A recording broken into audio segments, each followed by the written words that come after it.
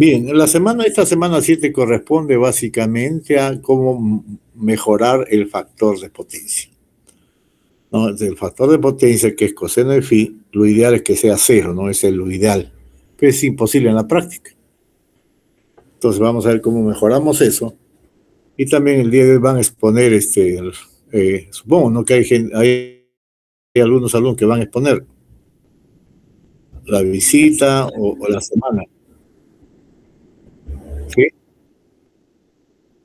Ya.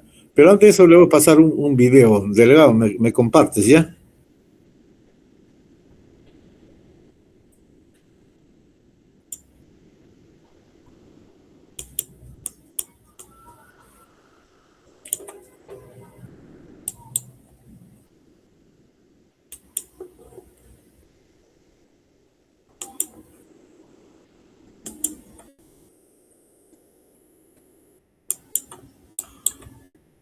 Ahí lo tiene el link en el chat.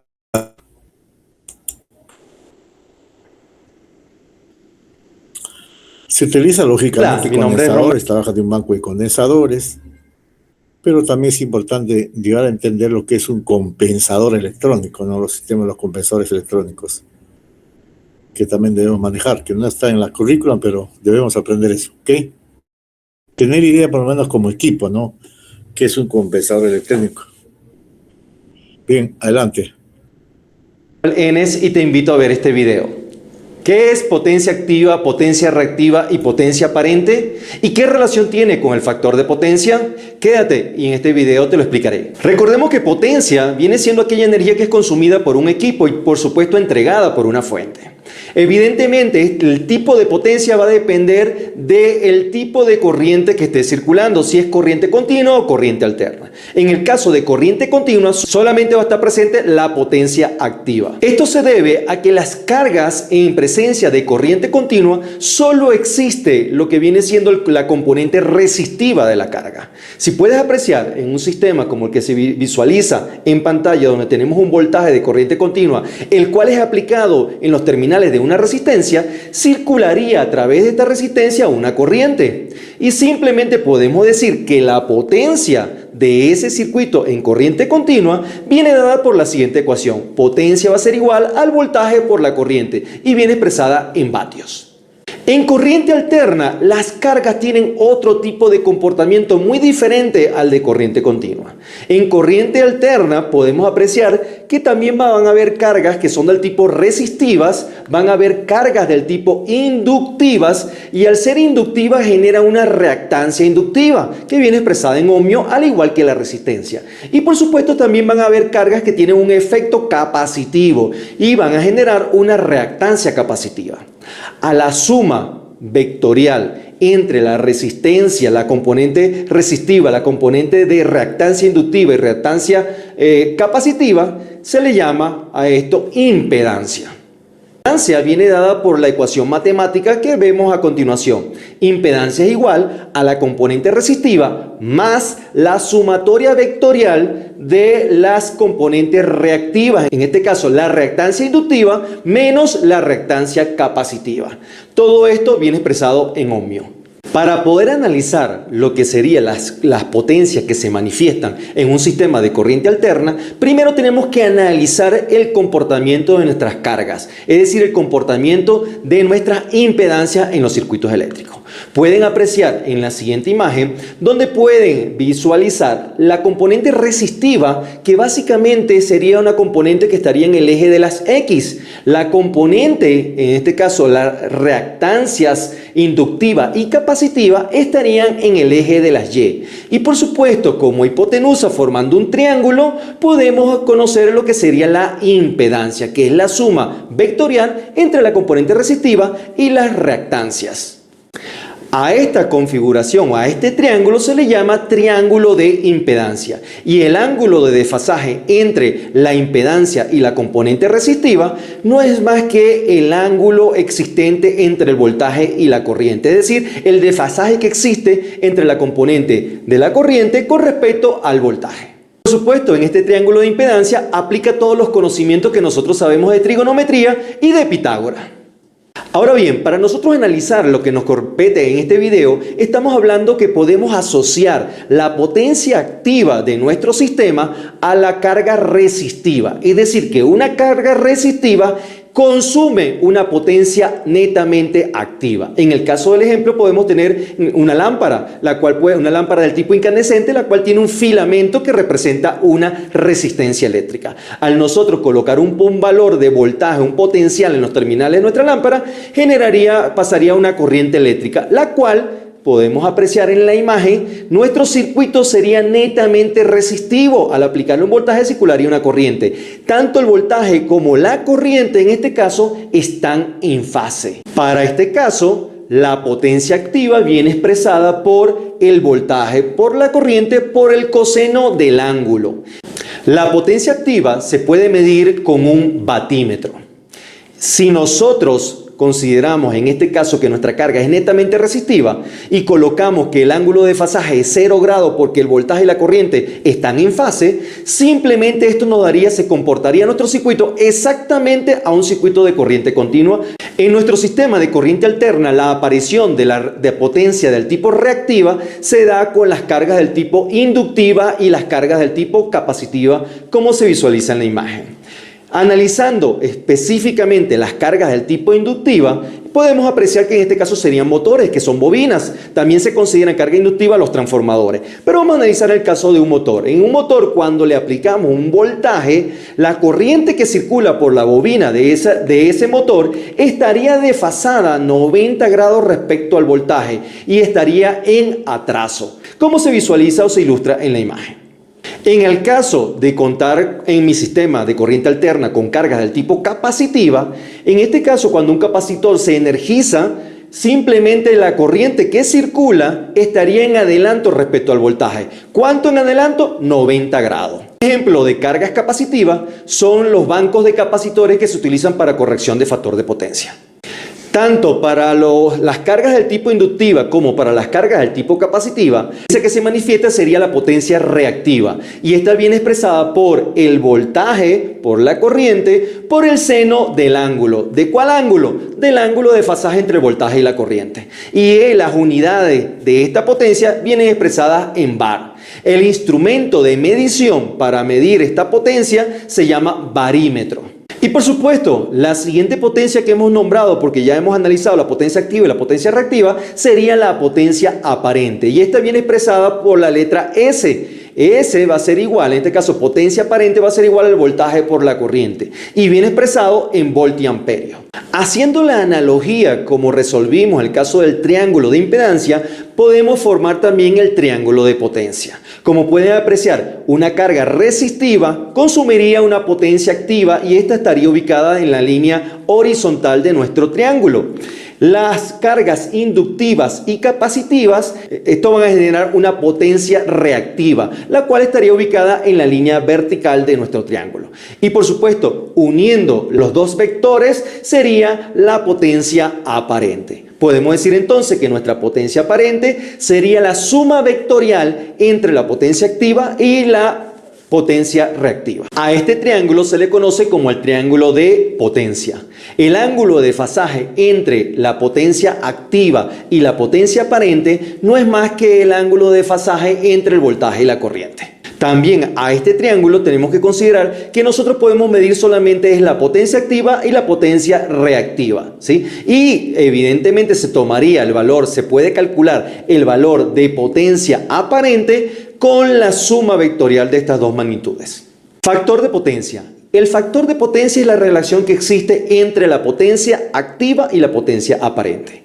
Es un valor comprendido entre 0 a 1 y se consideraría que este factor de potencia es igual al coseno del ángulo. ¿De cuál ángulo? El ángulo existente entre el voltaje y la corriente, que sería el mismo ángulo que observamos en nuestro triángulo de potencia. Para entender lo que es el factor de potencia, vamos a analizar los dos extremos. Vamos a considerar un factor de potencia 1 y ¿qué significa? Un factor de potencia 1, estaremos hablando que el ángulo de fasaje entre el voltaje y la corriente es 0. Por consiguiente, podemos decir que la potencia aparente es igual a la potencia activa y no existe potencia reactiva, es 0. En pocas palabras, la única carga que posee el sistema es netamente resistiva. El otro escenario sería un factor de potencia cero. En este caso, podemos apreciar que la potencia aparente es igual a la potencia reactiva y no existe potencia activa. La potencia activa en este caso sería cero. Esto quiere decir que nuestro sistema netamente es o inductivo o capacitivo. El último escenario es indeseable en un sistema eléctrico. Que sea netamente su consumo sea potencia del tipo reactiva. Es indeseable porque no se aprovecha el 100% de la instalación eléctrica. Y una manera para nosotros garantizar el uso adecuado de la instalación eléctrica es buscar la manera de que esta potencia del tipo reactiva sea lo más pequeño posible. Además que es perjudicial para nuestro sistema desde el punto de vista que produce caídas de tensión o caídas de voltaje. A nivel internacional se considera que un buen factor de potencia estaríamos hablando de un valor comprendido entre 0,92 o mayor a este. Es decir, que se comportaría nuestro sistema eléctrico básicamente casi como un sistema resistivo, con pocos consumos de cargas del tipo inductiva o del tipo capacitiva. Para que tengamos una idea, un factor de potencia de 0,92, nuestro triángulo de potencia se comportaría de la siguiente manera. La potencia activa viene dada por lo que sería la potencia aparente multiplicada por 0,92, porque 0,92 es el coseno del ángulo. Recordemos la ecuación de potencia activa.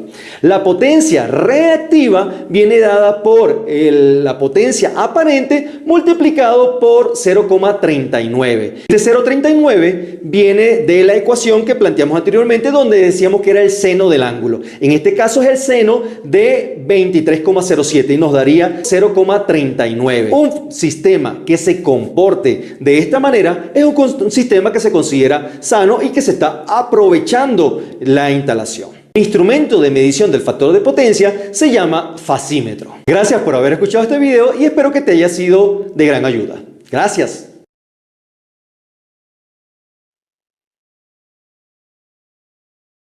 Bien. Bueno, teniendo claro eso, ahora vamos a ver esto.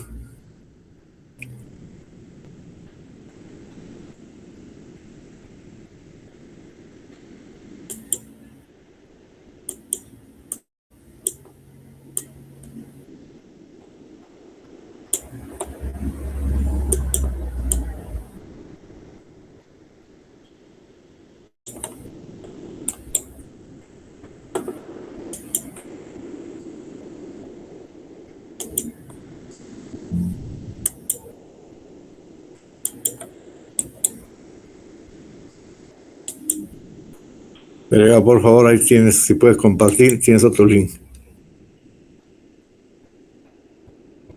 Hola a todos.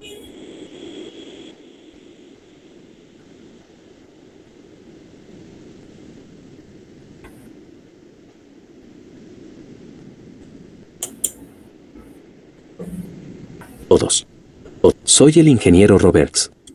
En este video vamos a estar hablando sobre el factor de potencia. Vamos a comenzar de manera sencilla con algunas analogías simples para ayudarnos a comprender los conceptos básicos y luego iremos avanzando en términos de ingeniería eléctrica con algunos ejemplos de trabajo. Veremos también qué es el factor de potencia, qué es un factor de potencia bueno y malo, qué causa el factor de potencia malo y cómo solucionar dicho factor de potencia. Entonces primero, ¿qué es el factor de potencia? El factor de potencia es un número sin unidad que utiliza circuitos de corriente alterna. Se puede usar para referirse a una sola pieza de equipo, como un motor de inducción o al consumo de electricidad de todo un edificio. En cualquier caso, representa la relación entre la potencia real y la potencia aparente. La fórmula es PF igual a kilovatios dividido por kilovoltiamperios o kVA. Entonces, ¿qué significa eso? Mi analogía favorita para explicar esto es usar la analogía de la cerveza. Pagamos la cerveza por vaso, pero dentro del vaso hay cerveza y espuma. Cuanta más cerveza tengamos, menos espuma habrá, por lo que obtendremos una muy buena relación calidad-precio. Si hay mucha espuma, entonces no hay mucha cerveza, por lo que no obtenemos una buena relación de calidad-precio. La cerveza representa nuestra verdadera potencia o kW, nuestros kilovatios. Este es el material útil que deseamos tener o el que se necesita. Es lo que realmente hace el trabajo. La espuma representa nuestra potencia reactiva o nuestros kVAR, kilovoltamperes reactivos. Estas son las cosas inútiles, siempre habrá algunas, tenemos que pagar por ellas, no podemos usarlas, así que realmente no queremos mucho de ellas. En realidad, tiene un uso y un propósito, pero veremos por qué más adelante en el video. La combinación de estos kW son kilovatios y los kVAR son kilovoltios amperes reactivos, es nuestra potencia aparente o nuestros kVA, es decir, los kilovoltios amperios. Por lo tanto, el factor de potencia es la relación entre la potencia útil o la potencia real en kilovatios o kW dividida por lo que nos cobran en kVA, kilovoltios amperios. Así que nos está diciendo cuánto valor por dinero estamos obteniendo por la energía que consumimos. Si tocamos brevemente la ingeniería eléctrica, y seré breve en esta parte, entonces podríamos ver esto como un triángulo de potencia. En este caso, lo dibujaré como factor de potencia principal, ya que es más fácil de visualizar. La cerveza o el verdadero poder es la línea adyacente. Luego tenemos la espuma, que es la potencia reactiva, la parte contraria. Entonces, para el lado de la hipotenusa, que es el lado más largo, tenemos la potencia aparente. Esto está en un ángulo del verdadero poder, el ángulo se conoce como Z. Verá que a medida que aumenta la potencia reactiva o la espuma, también lo hace la potencia aparente de los kVA. Entonces podríamos usar la trigonometría para calcular este triángulo. No lo haré en este video ya que solo estoy cubriendo los conceptos básicos, así que solo veremos las fórmulas que necesitamos, pero haremos algunos cálculos y ejemplos resueltos más adelante en este video. Si observamos una factura de electricidad residencial típica, normalmente veremos solo una tarifa por la cantidad de kilovatios hora utilizados, porque el factor de potencia y el consumo de electricidad serán muy bajos. Entonces las compañías eléctricas tienden a no preocuparse por esto. Sin embargo, en las facturas de electricidad comerciales e industriales, especialmente en edificios con medidores de electricidad inteligentes o de intervalo, es probable que veamos cargos e información sobre la cantidad de kilovatios, kilovatios hora, kilovoltios amperios y kilovoltios amperios reactivos utilizados. Los edificios grandes en particular a menudo verán cargas de energía reactiva allí. Pero esto depende del proveedor de electricidad y del acuerdo que tenga con el consumidor. La razón por la que cobran una multa por esto es porque cuando los grandes consumidores tienen malos factores de potencia, aumentan el flujo de corriente a través de la red eléctrica y provocan caídas de voltaje, lo que reduce la capacidad de distribución del proveedor y tiene un efecto en cadena para otros clientes. Los cables están clasificados para manejar una cierta cantidad de corriente que fluye por ellos. Entonces, si muchos grandes consumidores se conectan con un mal factor de potencia, los cables podrían sobrecargarse. También podría tener dificultades para cumplir con las demandas y los acuerdos de capacidad, y luego ningún cliente nuevo podrá conectarse, hasta que reemplacen los cables o instalen cables adicionales. Las cargas de potencia reactiva se producen cuando el factor de potencia de un edificio cae por debajo de un cierto nivel. Este nivel lo define el proveedor de electricidad, pero generalmente comienza alrededor de 0,95 o menos. Un factor de potencia perfecto sería 1, sin embargo, en realidad, esto es casi imposible de lograr. Volveremos a esta parte más adelante en el video. En grandes edificios comerciales, es probable que el factor de potencia general se sitúe en las siguientes categorías. Un buen factor de potencia generalmente está entre 1 y 0,95, un mal factor de potencia está entre 0,95 y 0,85. Un mal factor de potencia es cualquier cosa por debajo de 0,85. Los edificios de oficinas comerciales suelen estar entre 0,98 y 0,92. Los edificios industriales podrían ser tan bajos como 0,7. Veremos qué causa esto en breve. Primero echemos un vistazo a un ejemplo. Si comparamos dos motores de inducción, que ambos tienen una potencia de 10 kilovatios y están conectados a un suministro trifásico de 415 voltios a 50 hercios, uno tiene un factor de potencia de 0,87 y el otro con un factor de potencia de 0,92. Ambos motores entregarán 10 kilovatios de trabajo, pero el primer motor tiene un factor de potencia más bajo en comparación con el segundo. Lo que significa que no estamos obteniendo tanto valor por el dinero. El primer motor necesitará extraer 11,5 kVA de la red eléctrica para proporcionar los 10 kilovatios de energía, el segundo motor necesitará extraer solo 10,9 kVA de la red eléctrica para proporcionar los mismos 10 kilovatios de energía. Esto significa que el primer motor tiene 5,7 kVAR y el segundo motor tiene solo 4,3 kVAR. Recuerde que nuestros kilovatios son la cerveza, y eso es lo útil. Los kVAR son la espuma, eso es lo que no es tan útil. Los kVA es lo que vamos a pagar, y son los kilovatios y los kVAR combinados. ¿Cómo calculé eso? Para kVA, uso kilovatios divididos por el factor de potencia, por lo que 10 dividido por 0,87 para obtener 11,5 kVA. Para calcular la potencia reactiva o los kVAR, digo que es igual a la potencia aparente o kVA, por el seno del ángulo. Pero primero debo determinar el seno del ángulo. Este se obtiene diciendo que el factor de potencia o el PF es igual al coseno del ángulo. Como ya sabemos el valor del factor de potencia es de 0,87, al sustituirlo en la fórmula nos queda de esta manera.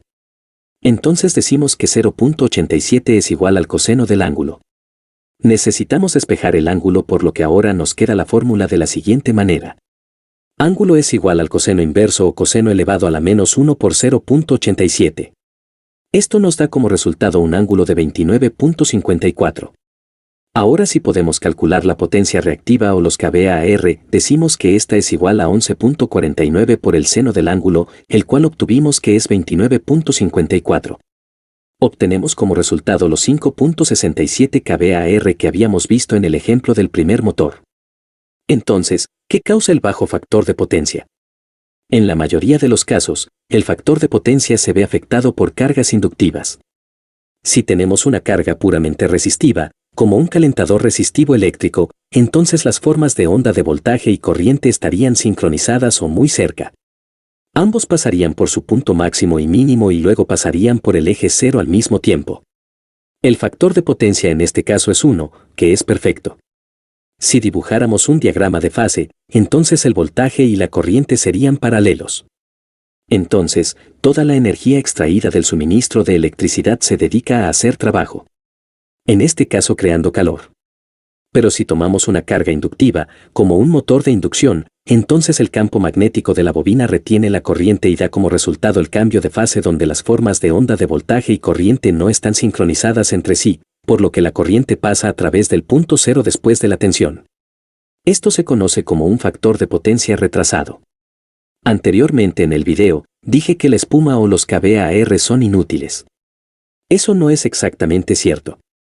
En realidad, necesita algo de potencia reactiva para crear y mantener el campo magnético que hace girar el motor. La potencia reactiva se desperdicia en el sentido de que no obtenemos trabajo de ella. Pero todavía tenemos que pagarlo, aunque lo necesitamos para poder hacer el trabajo en primer lugar. Si dibujáramos un diagrama de fase para una carga puramente inductiva, entonces la corriente estaría en un ángulo por debajo de la línea de voltaje. Lo que significa que no toda la electricidad consumida está haciendo trabajo.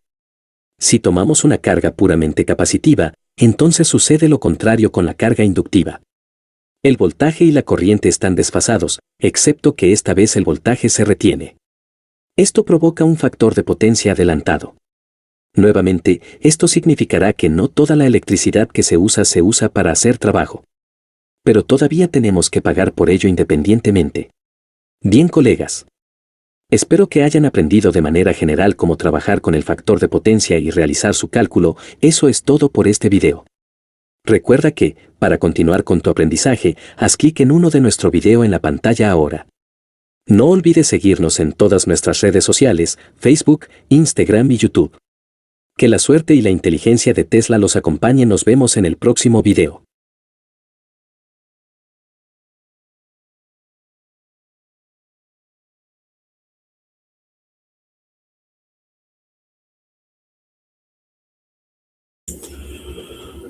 Bien.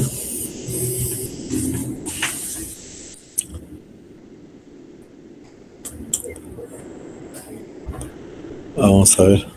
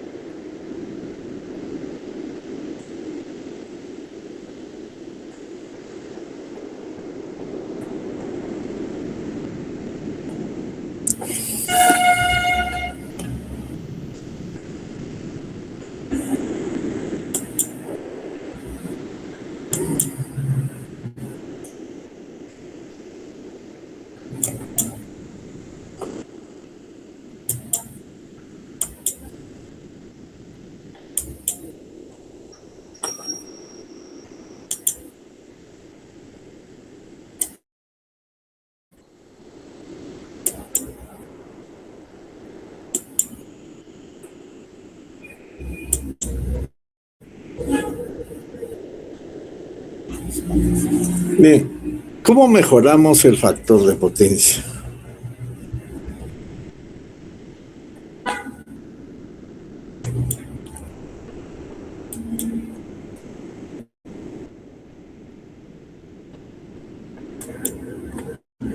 ¿Se escucha bien? ¿Se escucha bien?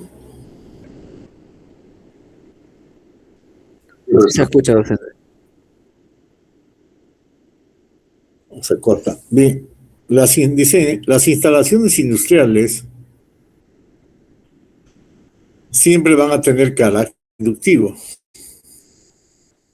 ya que se necesitan las inductancias para el funcionamiento de las máquinas eléctricas, tales como motores, transformadores, entre otros. Por tanto, parte de la corriente que circula por los circuitos es necesitada por estas inductancias para generar los campos magnéticos. El factor de potencia es el coseno del ángulo que forma la tensión simple y la corriente de línea total del circuito. Este factor es empleado como medida del aprovechamiento de la instalación eléctrica. A menor coseno, mayor ángulo y mayor carácter inductivo, y por tanto mayor corriente en nuestra instalación que no produce trabajo útil, ¿no? Eso es interpretando también el triángulo de potencia. El objetivo es el objetivo de la instalación, que dentro de la instalación se siga consumiendo energía reactiva e inductiva, pero que de la línea de suministro de energía eléctrica la carga es una carga resistiva, ¿no?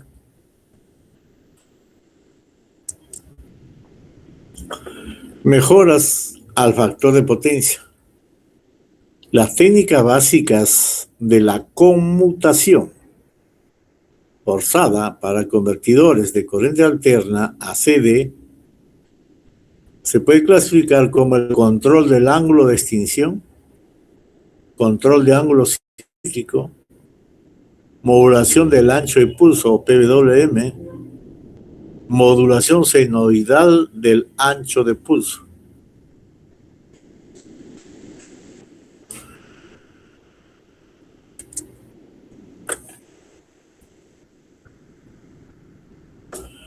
Control del ángulo de extensión. En la siguiente figura se ve un semiconvertidor para conmutación forzada en el control del ángulo de extinción.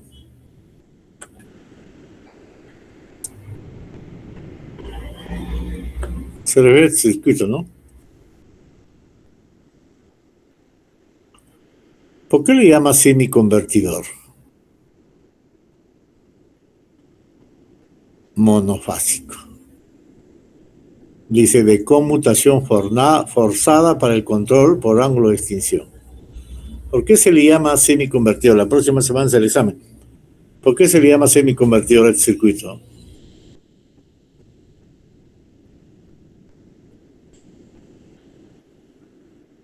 Ah,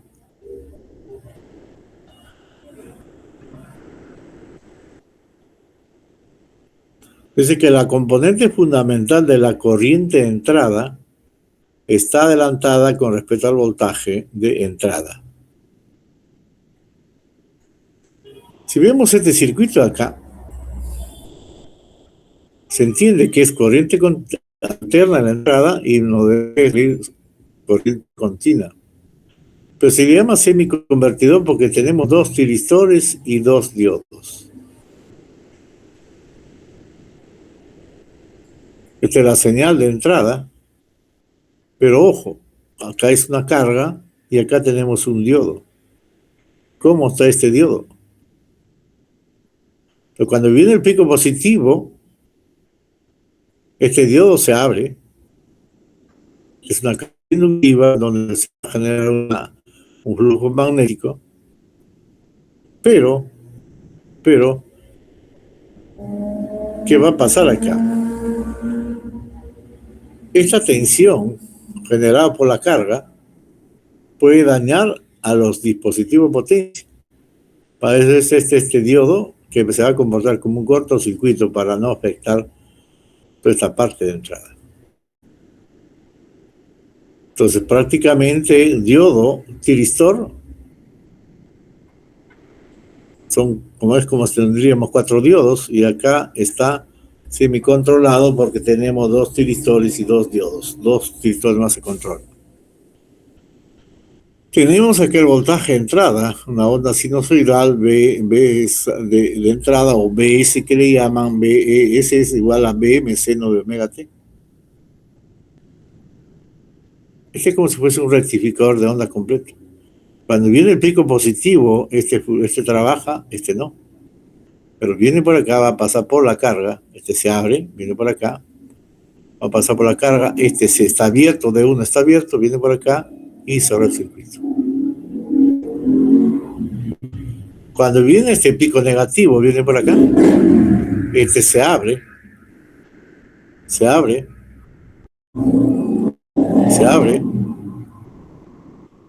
viene por acá, conduce, este se abre, viene por acá y cerró el circuito.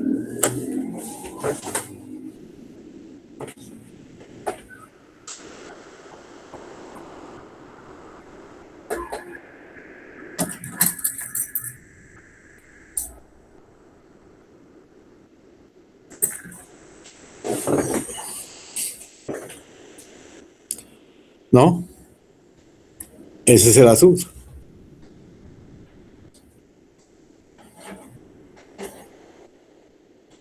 Estas son las corrientes en tiristor 1, tiristor 2, son sus ángulos de disparo para cada uno de estos tiristores.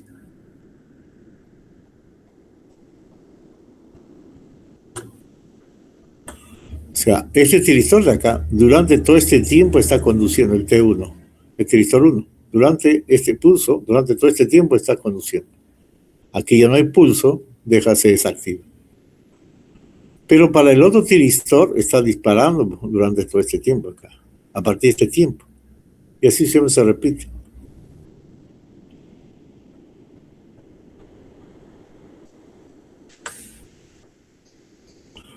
De tal manera, si queremos ver la corriente en la salida, esa es la corriente en la salida. ¿No? Parte positiva, parte negativa, corriente, estamos hablando de corriente, el de arriba es voltaje. Entonces, de esa onda que tenemos ahí, podemos visualizar ahí voltaje promedio, el BSC, el valor medio, y el voltaje eficaz simplemente utilizamos la definición de valor medio, se integra de 0 a pi menos beta.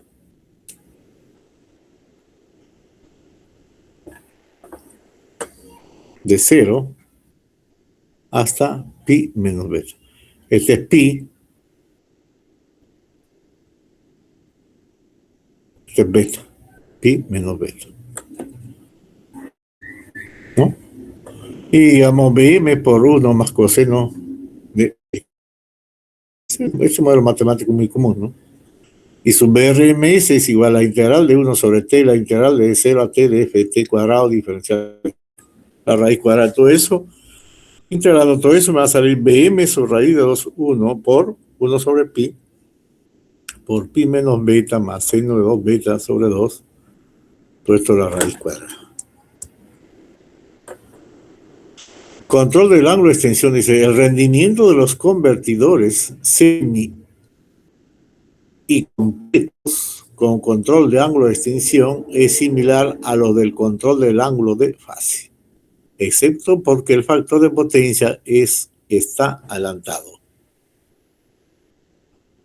En el caso del control por ángulo de fase, el factor de potencia está atrasado.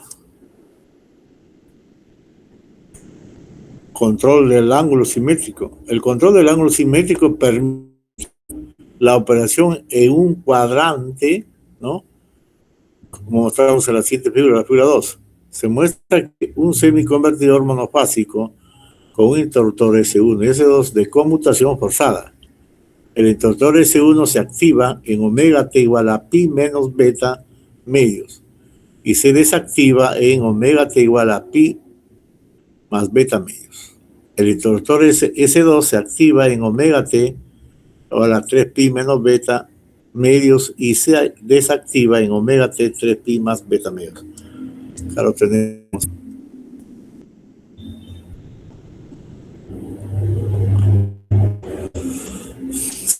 El circuito, pero estos son sus ángulos de disparo, ¿no? Este es control de ángulo simétrico.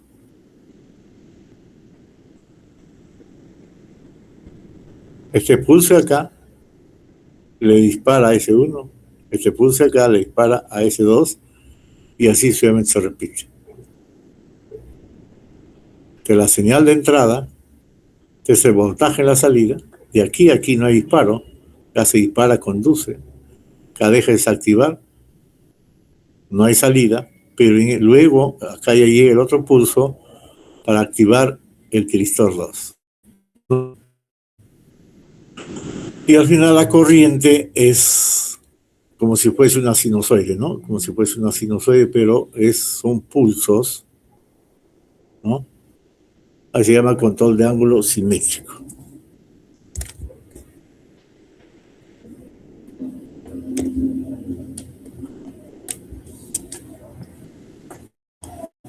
Luego viene el control por modulación del ancho de pulso. Este sistema es muy común, ¿no? Modulación por ancho de pulso. Aquí el cerebro prácticamente, el pulso, o pulsos, modulación por ancho de pulso que se genera con el timer 555. Los pulsos para disparar a los dispositivos de potencia.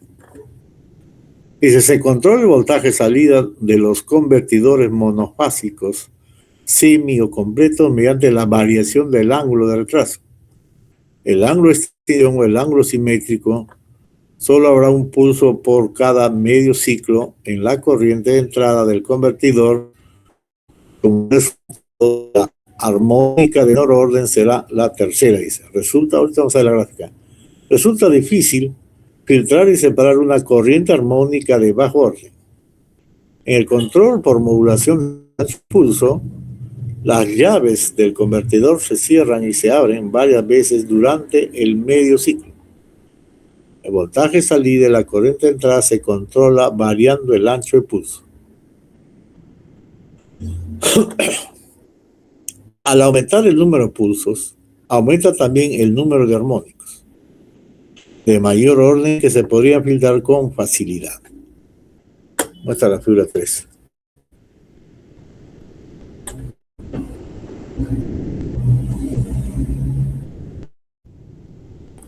Son pulsos.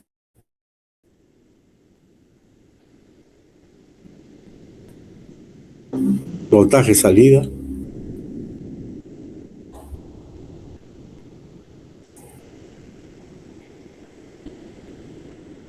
Corriente y S1. Corriente y S3. Esta es la corriente de la salida. ¿Cómo funciona esto acá? ¿Cómo trabaja este sistema? Esta es la onda sinusoidal. Durante este ciclo, o este neociclo, hay varios pulsos. Ahí está, estos son los pulsos disparos. Este menos tiempo que el otro. Por eso decía, estos pulsos salen de los timers 5.5, puede ser a través de controladores, microcontroladores, qué sé yo, salen en diferentes tiempos, no son simétricos. O si quieren también puede ser simétrico. Pero durante este periodo de acá, hay 3 pulsos. En este tiempo de cero aquí, no hay corriente, no se dispara este tiristor. Por lo tanto, ¿qué va a pasar? La salida es cero, ahí está en cero. Pero aquí se dispara todo este tiempo acá, entonces todo este tiempo acá entra en conducción. Aquí ya no hay pulso, se abre nuevamente, cada vez que otro pulso, conduce toda esta parte acá, porque está por allá directamente, de igual manera durante este tiempo acá, y así simplemente de acá se repite. Este acá es para el pulso para un tiristor y este es para el otro tiristor. ¿Se aguanta? Y al final, en la salida, ¿no? La entrada es una sinusoide. La salida se aproxima a una sinusoide. Pero esta forma es más fácil poder controlar que la velocidad si aplicamos esta a un motor. Modulación por ancho de pulso.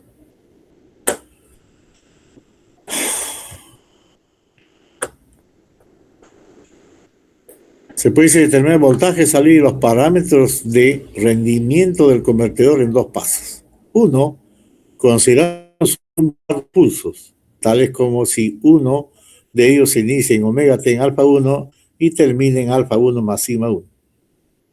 El otro pulso comienza en omega t pi más alfa 1 y termina en pi más alfa 1 más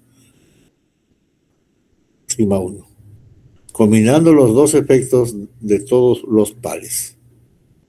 ¿No? Combinándose los efectos de todos los pares. Simplemente, nuevamente utiliza el valor medio y hace una suma, pues son varios pulsos.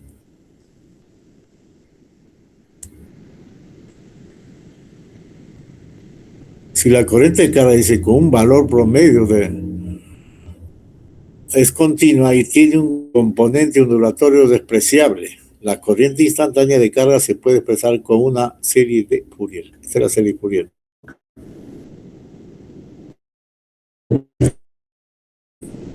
Control por población de ancho de pulsos. Simplemente está aplicando la serie de Fourier.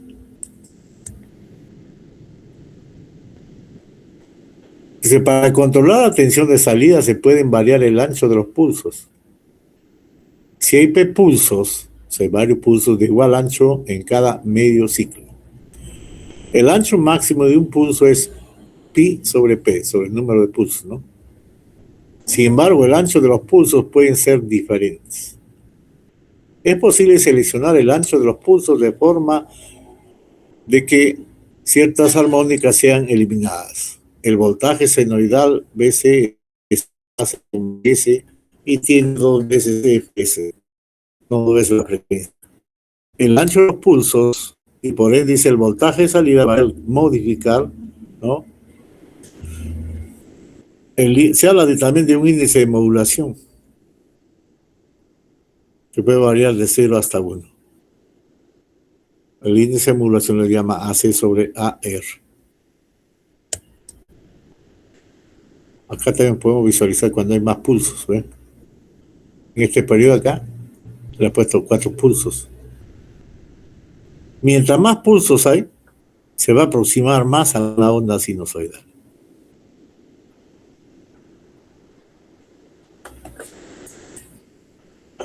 ¿Qué ahorramos con esto acá? El consumo de energía.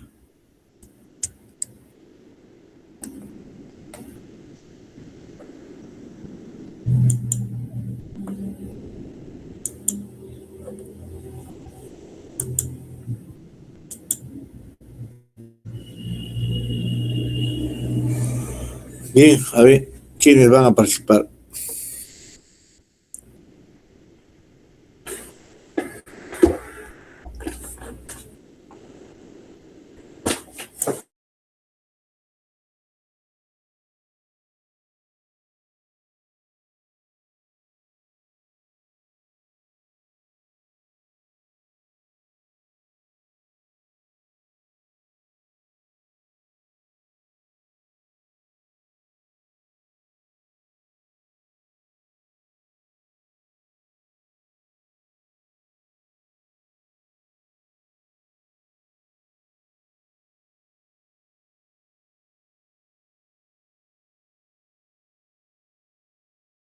¿Quién se integra en el grupo? Qué potencia. Potencia. 14.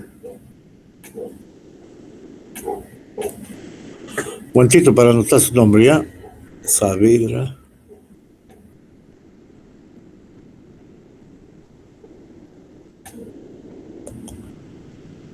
Saavedra.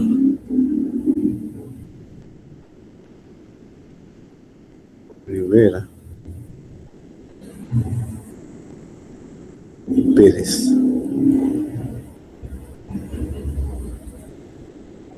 Ya, adelante. Bueno, buenas noches, compañeros, docentes. Somos Grupo 4, vamos a presentar acerca de rectificadores. Como introducción, hablaremos sobre los rectificadores, el funcionamiento del diodo. Como sabemos, la rectificación vendría a ser el proceso mediante el cual se va a convertir la corriente alterna en corriente continua.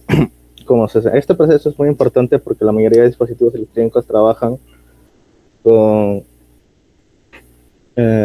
corriente continua, y el componente principal de estos rectificadores vendría a ser el diodo, ya que permite el paso de corriente a un solo sentido. Siguiente.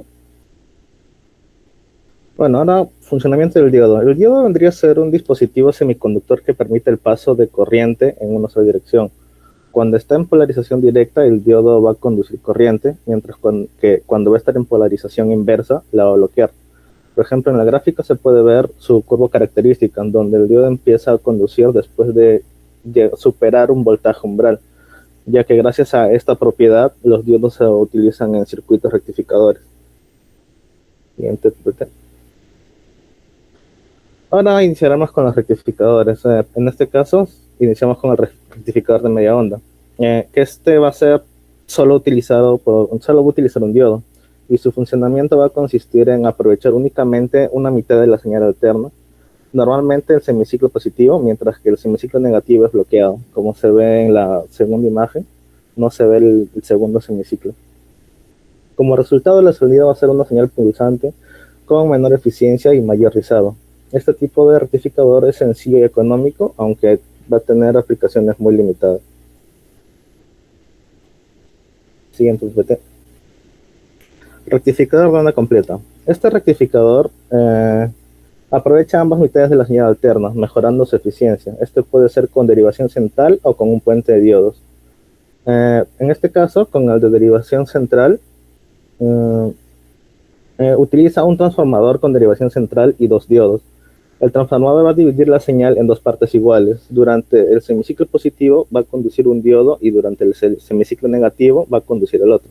De esta manera se aprovechan ambas mitades de la señal alterna, obteniendo una salida mucho más eficiente y estable en comparación que el rectificador de media onda que presenté hace un momento. Siguiente SPT. Ahora el rectificador de onda completa, pero esta vez con puente de diodos.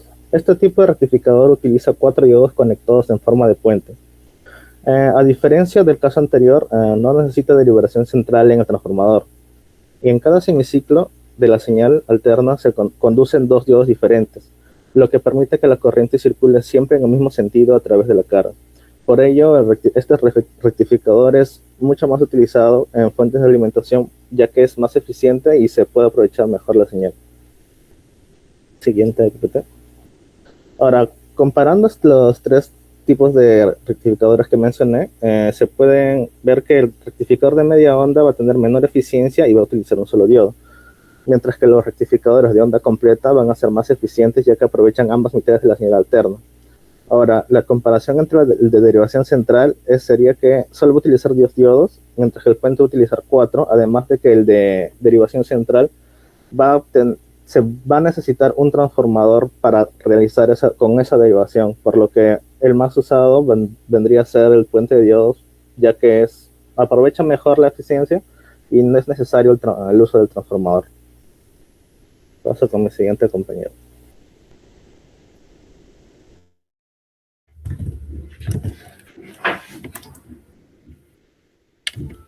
Bueno, continuando con el módulo de rectificación de media onda controlada, vamos a ver aspectos generales y en cargas resistivas, ¿no? ¿Quién expuso? Disculpe, ¿quién expuso? Saavedra Salazar, profesor. Ok, En la figura vemos, adelante. como vemos en la figura, tenemos lo que es un puente rectificador de media onda controlada.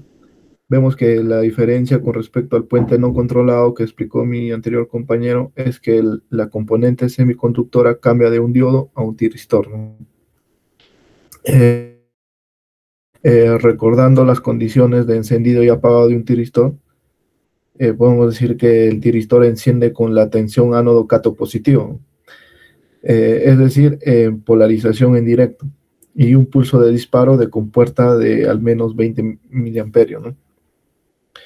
Su condición de apagado es que la corriente pase por cero, bien sea de manera natural o bien sea de manera forzada, ¿no? Entonces, para tener el control de encendido del tiristor, se deben cumplir estas dos condiciones que acabo de mencionar, ¿no? Que son la polarización ánodo-cátodo positivo y el pulso de corriente en la compuerta del dispositivo, ¿no? Por otro lado, cuando hablamos de un puente controlado, no hablamos del ángulo de disparo, ya que este se da a voluntad, ¿no? En este caso lo que hablamos es de lo que se conoce como límite de controlabilidad. Este límite de controlabilidad lo que es el rango de valores de alfa en el cual puede dar la orden de disparo, ¿no? Para que la compuerta encienda.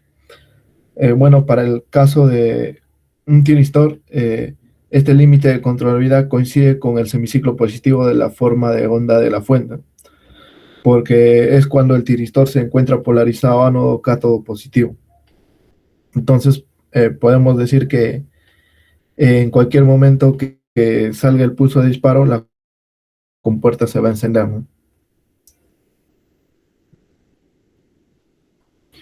Entonces, en este caso, vamos a trabajar con un sistema sinusoidal, es decir, un sistema de potencia de la forma que está ahí, que es raíz de 2 por la tensión por el seno de omega por t, ¿no? Donde omega es de 60 Hz, que es la frecuencia. También en el circuito vemos el tiristor y una carga resistiva, ¿no? Entonces, el ángulo de encendido se define como el tiempo en que inicia la compuerta a conducir. Es decir, T de alfa es alfa por omega, ¿no? Alfa sobre omega. En este caso, como mi fuente es sinusoidal, el límite de contrariabilidad es cuando el tiristor se encuentra ánodo-cátodo positivo o, como mejor dicho, polarizado, ¿no? Y justamente eso coincide con el semiciclo positivo de la onda sinusoidal, ¿no? Y como la onda sinusoidal está centrada en cero, el semiciclo positivo va desde 0 hasta pi grados o 180 grados. Entonces, para este caso, mi límite de contrariabilidad va a abarcar todos los alfas que se encuentran en ese rango, ¿no? De 0 a 180 grados o pi. Ahora, para encontrar lo que es el ángulo de apagado, es necesario calcular la corriente y ver cuándo esto se cruza por 0, ¿no? Este cruce que se va a dar por 0 debe ser diferente al del ángulo de encendido. Entonces, para eso tenemos lo que es la expresión de corriente, que es la tensión de la fuente entre la resistencia, ¿no? Lo cual nos da la misma forma de la onda que es escalada entre el valor de la resistencia. Entonces, el ángulo de apagado nos damos cuenta que coincide con lo que es de pi radianes, ¿no? Que es el punto en donde esta corriente pasa naturalmente por 0.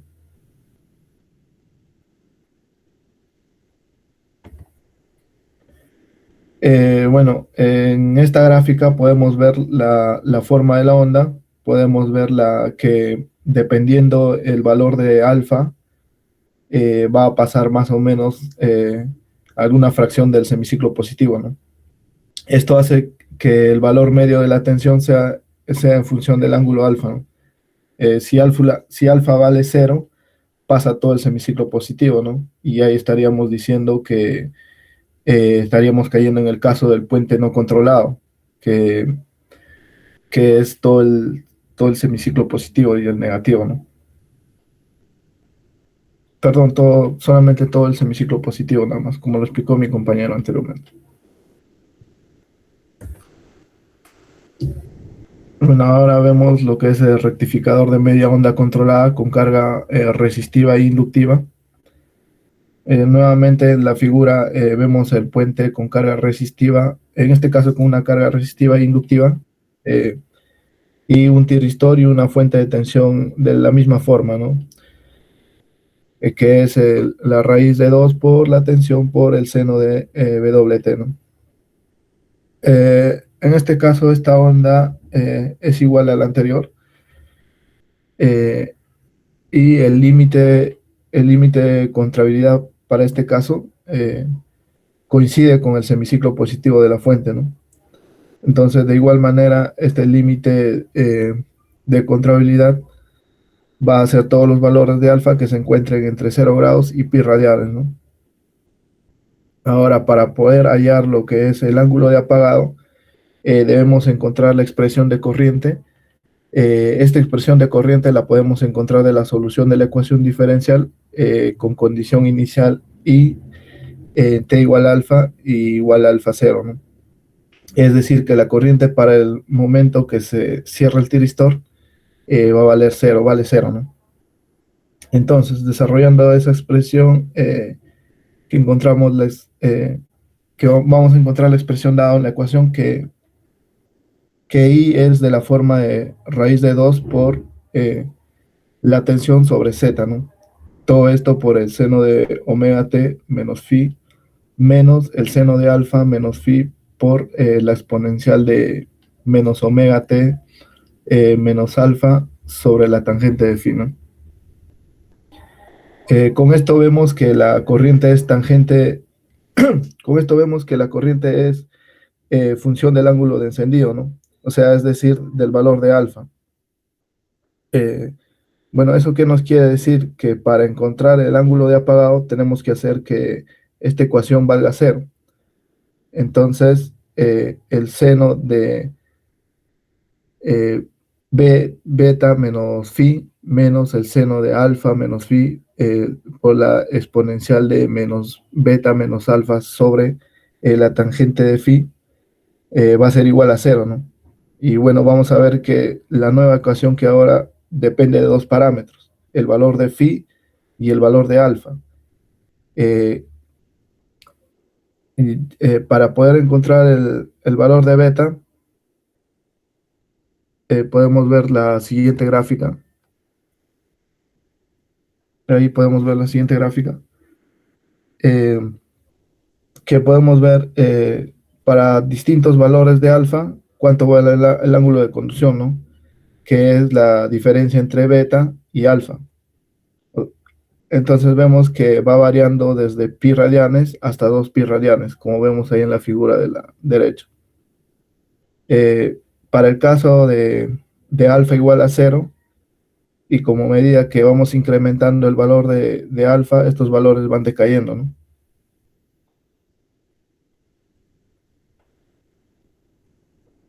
Y finalmente en la gráfica, en esta gráfica podemos ver la forma de la onda desde el valor de alfa hasta el valor de beta, ¿no? Que es el alfa el valor inicial y beta el valor final, ¿no? De apagado.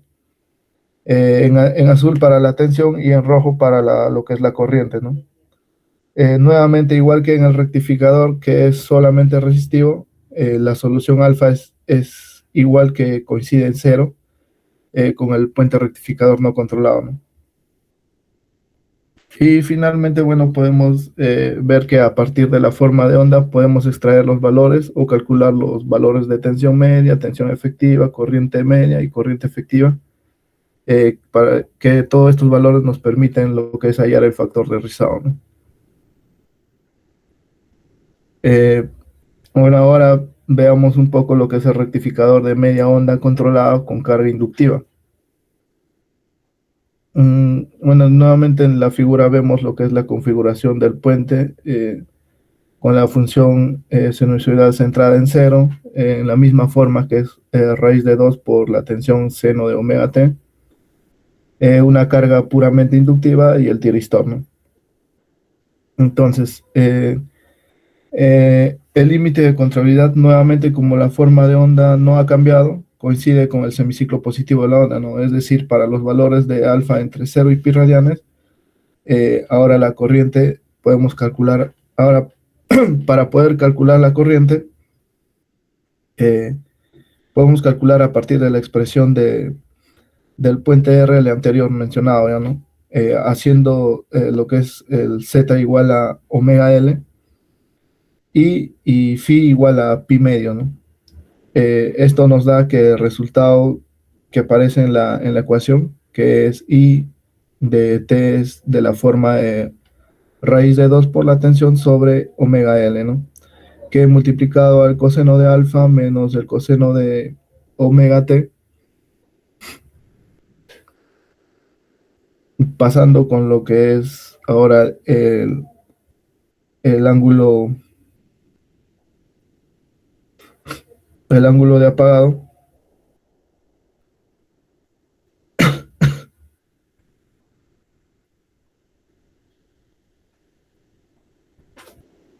El ángulo de apagado es beta sería igual a menos alfa y menos alfa sería igual a lo que es 2pi menos alfa, ¿no? Entonces lo que podemos decir es que para cualquier valor, para puentes resistivos inductivos de ángulos apagados, se encuentra el ángulo de apagado se encuentra entre pi y 2pi menos alfa, ¿no?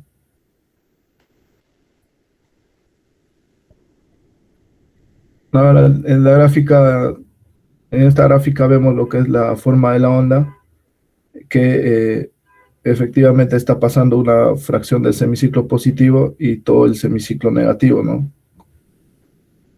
La forma de la onda de corriente nace en alfa y termina en beta, como se dijo, ¿no? Que alfa es el ángulo de encendido y beta el ángulo de apagado del dispositivo. Le doy paso a mi siguiente compañero.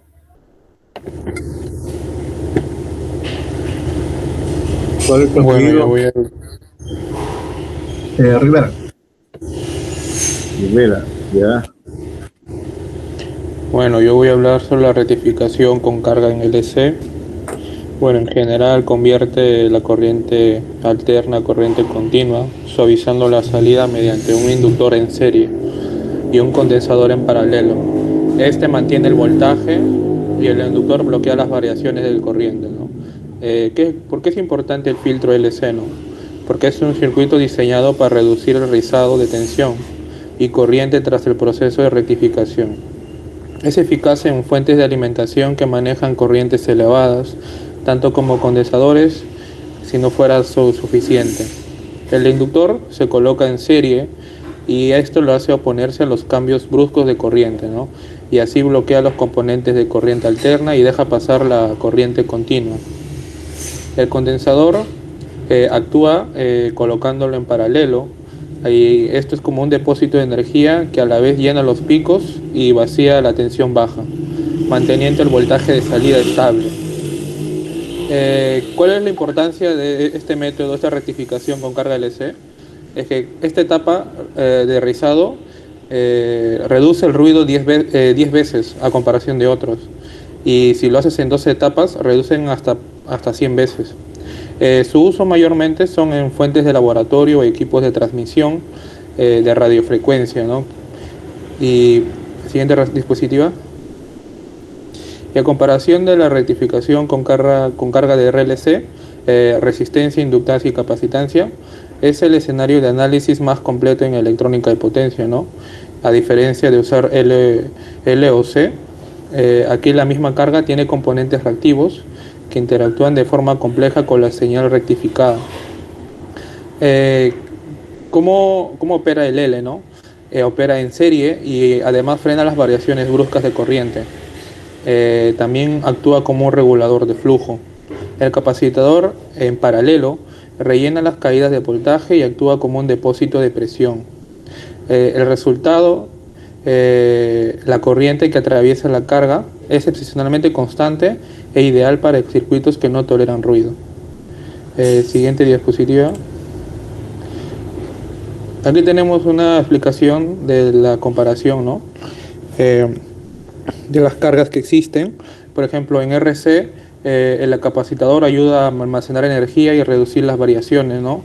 Que después el nivel de rizado es considerado medio, ya que como el capacitador puede suavizar más o menos, o no, parcialmente un estimado de la señal. Y esto también se usa principalmente en equipos electrónicos, fuentes de bajo consumo, o en general equipos o circuitos que la corriente es pequeña pero a la vez constante, ¿no? Lo principal aquí es que es simple y de bajo costo.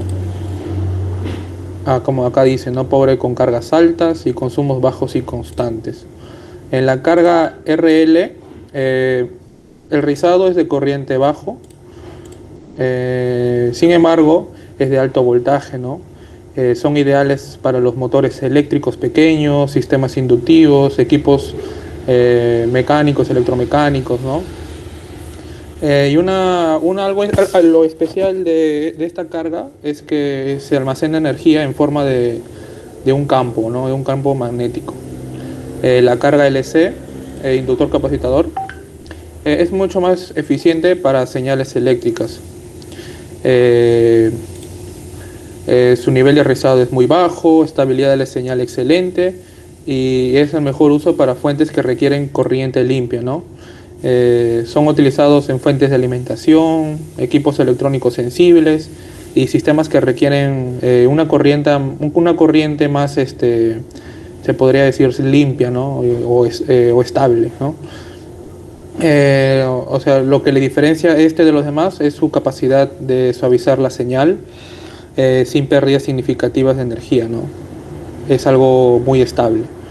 La carga de RLC, resistencia, inductancia y capacitador, es despreciable el nivel del rizado, estabilidad de la señal máxima, pero muy complejo y mejor uso en equipos críticos y de alta fidelidad. Bueno, su diseño y su cálculo, como había mencionado, se debe a que son muy complejos y se debe considerar varios parámetros y varios elementos aquí, como por ejemplo la resonancia, la frecuencia, el factor de amortiguamiento. Y mayormente los circuitos RLC son para equipos críticos, sistemas complejos, comunicaciones electrónicas o equipos industriales, ¿no? que precisen alta precisión, ¿no? Una precisión muy elevada. Siguiente diapositiva. En las aplicaciones prácticas, ¿dónde puedo yo encontrar estos dispositivos, ¿no? Las fuentes de alimentación, los cargadores, los equipos electrónicos, las fuentes de alimentación como la computadora, el laboratorio, las consolas, equipos industriales. Mayormente acá se utiliza lo que es LC y RLC, ¿no? Como se colocó en el cuadro, porque ayudan a reducir el rizado, ¿no? A eliminar el ruido eléctrico y a mantener una señal estable. Por ejemplo, y los cargadores electrónicos, existen rectificadores, capacitadores, bobinas, y acá también participan los circuitos LC y RLC, ¿no? Ya que acá nos van a convertir la energía en eficiente y evitar pérdidas excesivas. Los equipos electrónicos y de precisión, por ejemplo, algo que tenemos en casa, equipos de audio, en la medicina, equipos médicos, ¿no? Instrumentos de medición, sistemas de comunicación. En este caso también se puede mencionar que cualquier ruido puede afectar el funcionamiento del equipo. Y por eso justamente se usan los filtros LC y RLC, ¿no? De alta calidad, ¿no? Capaz de eliminar el ruido de la red eléctrica. Y esto es como un ejemplo muy común, ¿no? O sea, cuando estás ahí con la radio o con un dispositivo y escuchas el zumbido, ¿no? Es de zzzz, y ya pues tú puedes detectar eso y bueno, esto lo arreglaría los filtros, ¿no? Del SIRC. O también como se llama, en algunas comunicaciones, ¿no? Se pierde la señal, ¿no? Ahí sería muy bueno utilizar esto. Y bueno, eso sería todo. Muchas gracias. Somos el equipo 4. 4 apellidos. Pérez Dávila. Ok. Ingeniero Ponce, disculpe, ¿podría exponer el grupo también lo que es la visita? ¿Ya? Sí. Adelante, adelante.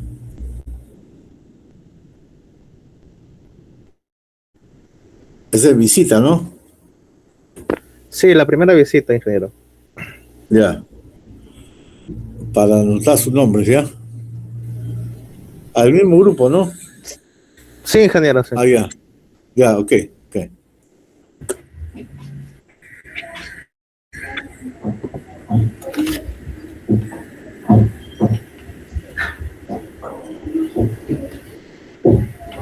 Bueno, vamos a empezar con lo que es, veremos lo que es el sistema de bombeo, cuáles son sus elementos y cómo funcionan de acuerdo a la visita técnica que hemos realizado en la ciudad universitaria, ¿no? Bueno, el sistema de bombeo de agua cuenta con un tanque elevado de una capacidad de 650 metros cúbicos de agua, una altura de 32 metros. La cisterna de agua tiene una profundidad de 130 metros, en los cuales las paredes poseen filtros, que son mallas para lo que es la eliminación de gases, ¿no? En el caso de la bomba de agua, la bomba es de tipo sumergible, se coloca a 90 metros de profundidad y tiene una potencia de 90 caballos de fuerza, ¿no? También es lo que es el tablero de fuerza y control, que está alimentado trifásica de 220 voltios, tiene un arranque lo que es estrella triángulo, y sus componentes, ¿no? Como el ITM, los fusibles, los contactores, el temporizador, relés y todo eso, ¿no? También tiene lo que es el control de nivel, de lo que es cuando llega a la cisterna, ¿no? Que es de 50 metros, en lo que va hasta el tanque elevado, ¿no?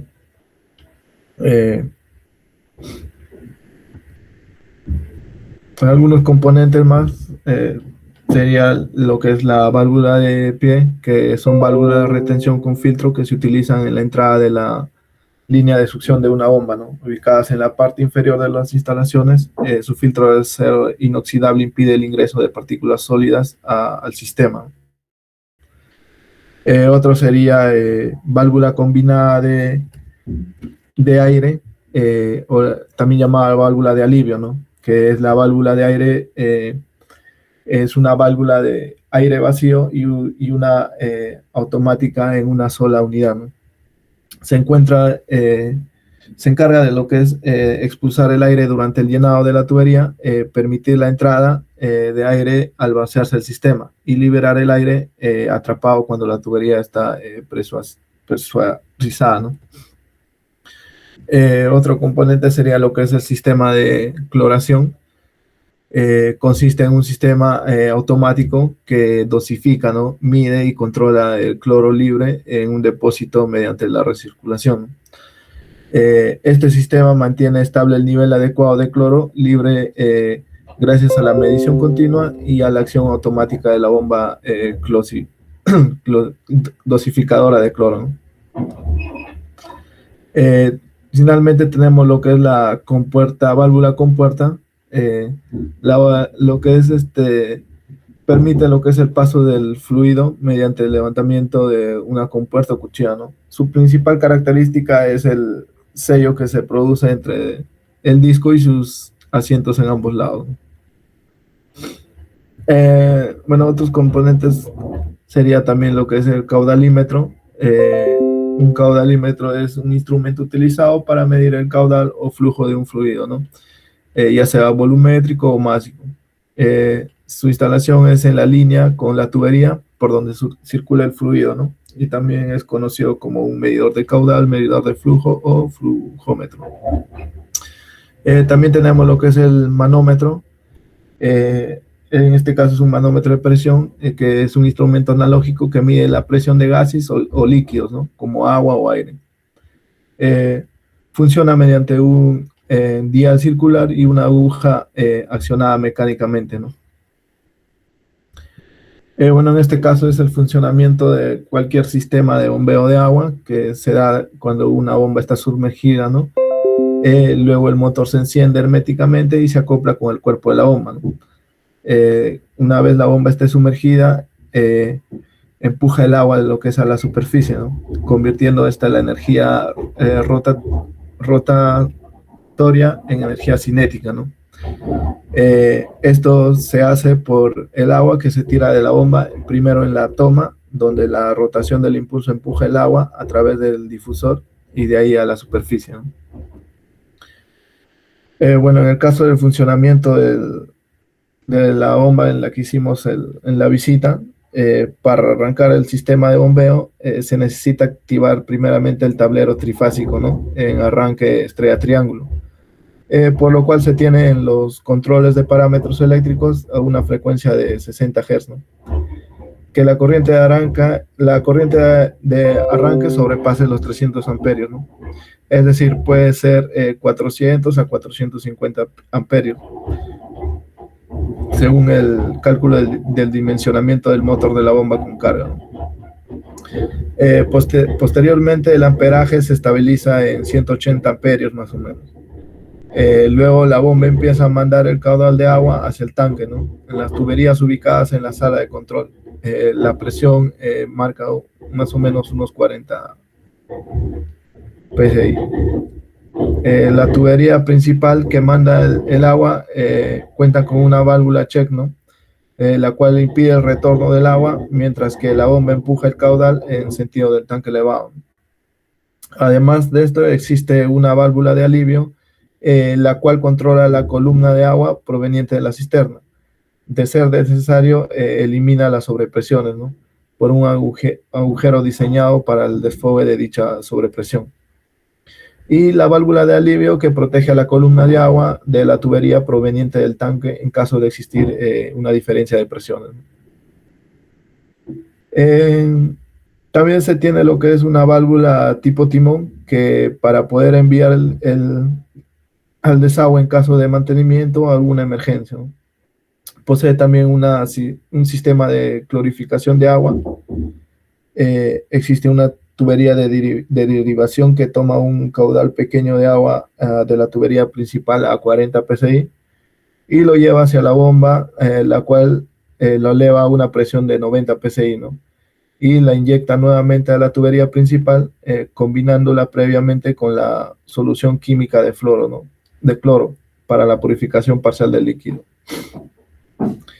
En el caso del consumo, en este caso el consumo de agua de la ciudad universitaria es de 2.000 metros cúbicos diarios, ¿no? Aproximadamente, que son absorbidos de la cisterna. Según el guía técnico, lo que es Sedapal cobra un precio particular por el uso de las tuberías del desagüe, ¿no? Más o menos un precio de 3.5 soles por el metro cúbico, ¿no? Que es muy distinto al precio del agua que pagan los usuarios comunes, ¿no?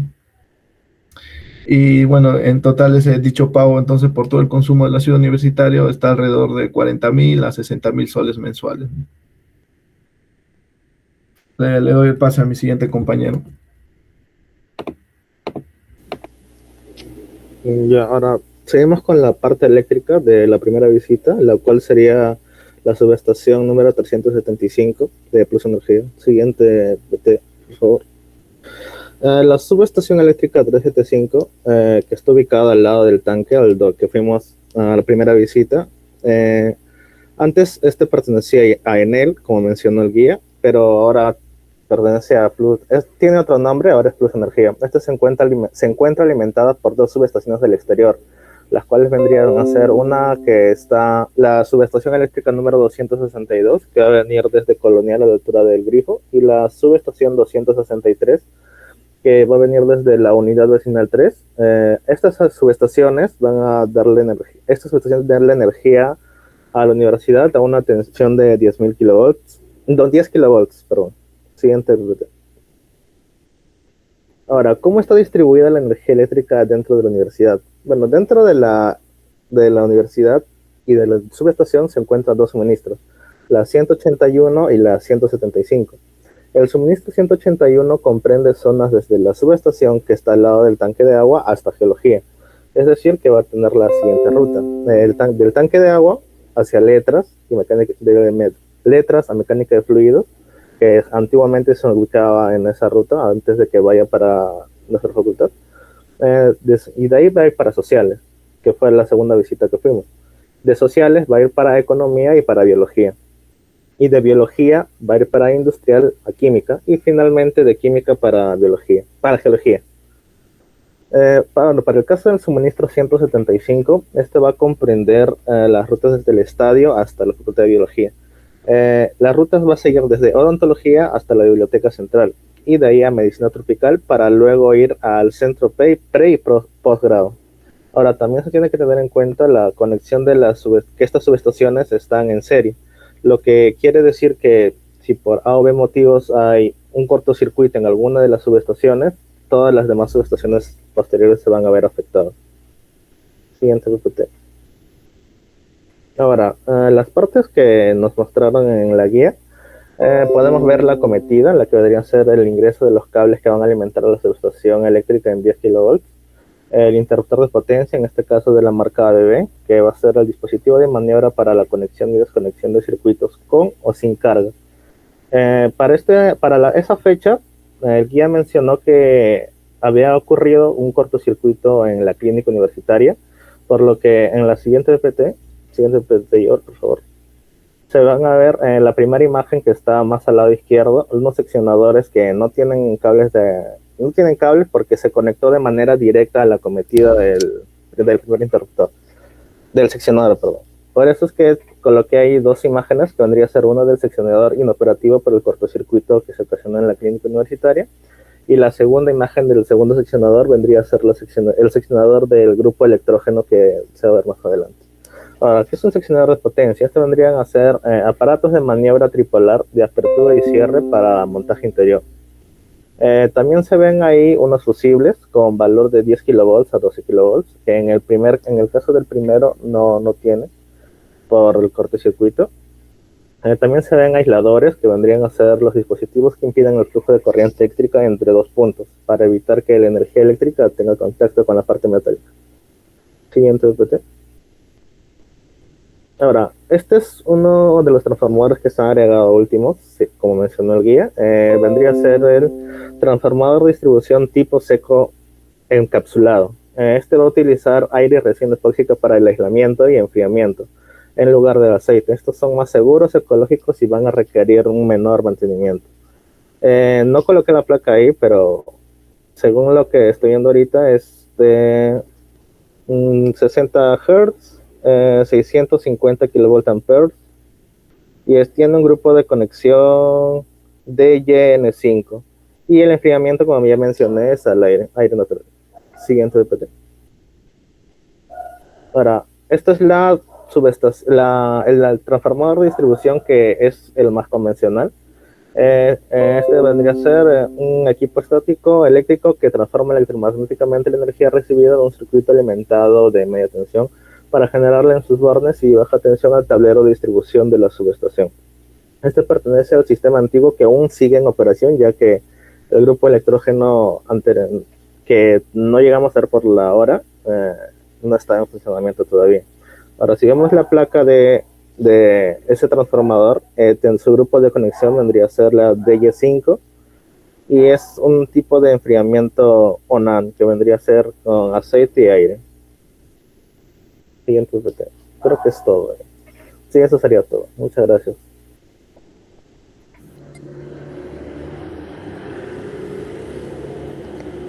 Profesor, disculpe, ¿podría exponer mi grupo? A ver, Ok.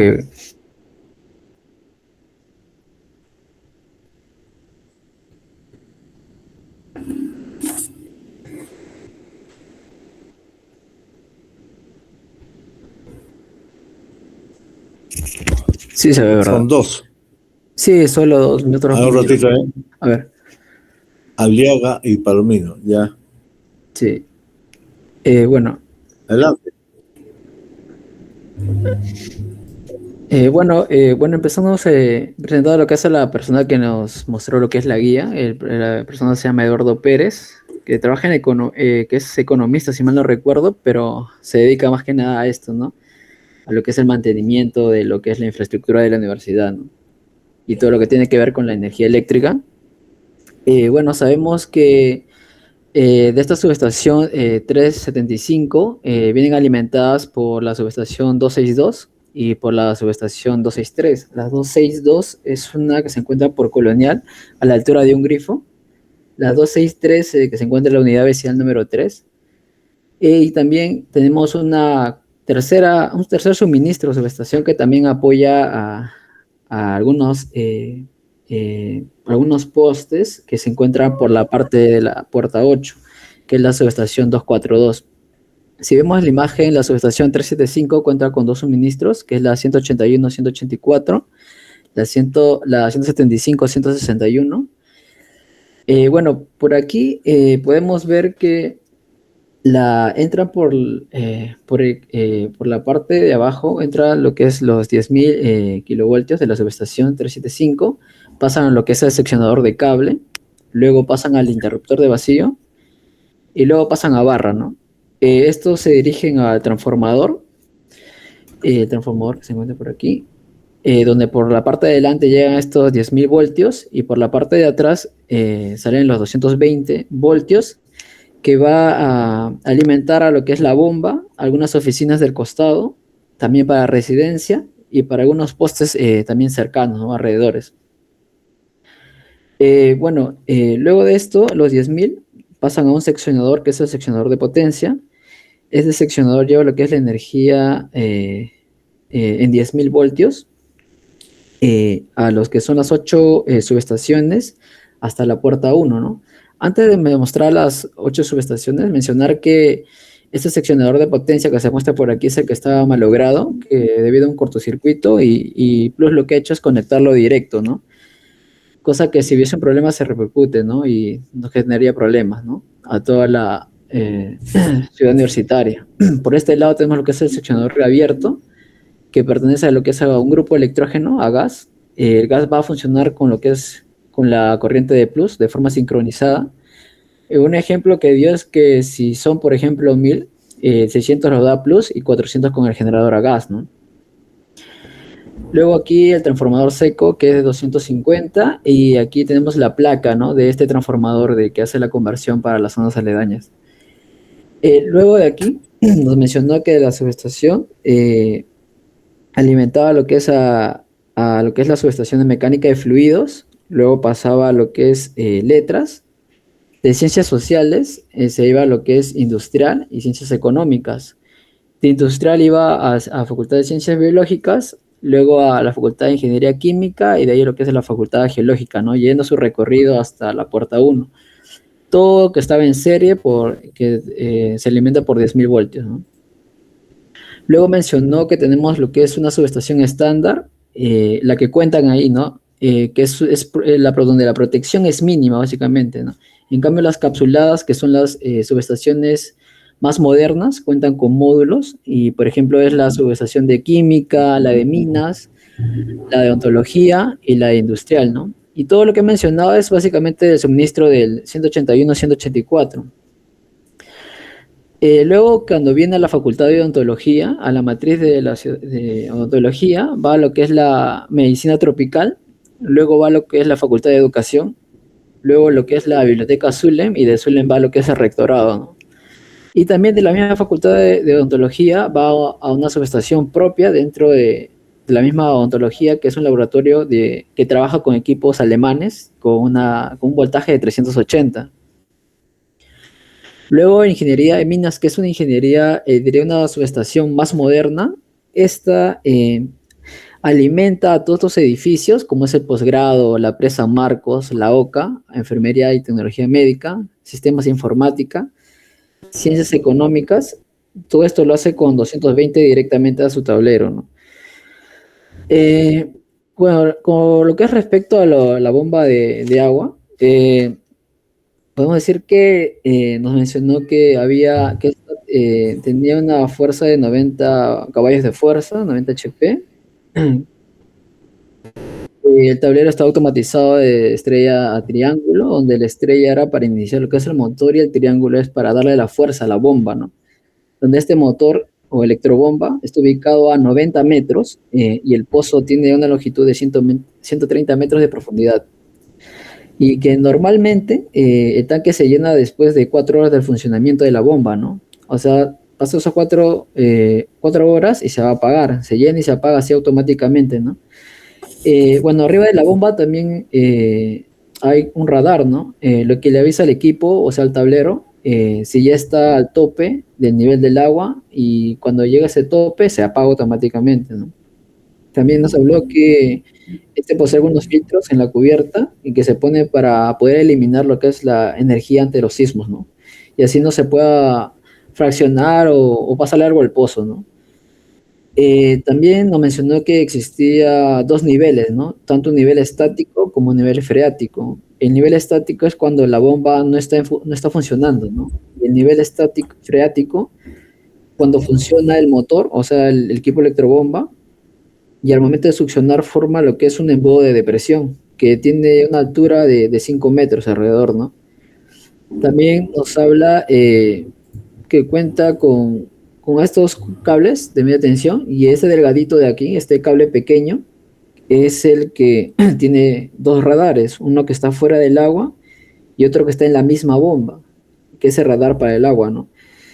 Y este le va a avisar cuando es cuando ya ha sido como que vaciado la cantidad de agua y luego se vuelve a llenar, ¿no? Para que no se perjudique básicamente. También nos mencionó que este posee alrededor de 90 años el pozo, ¿no?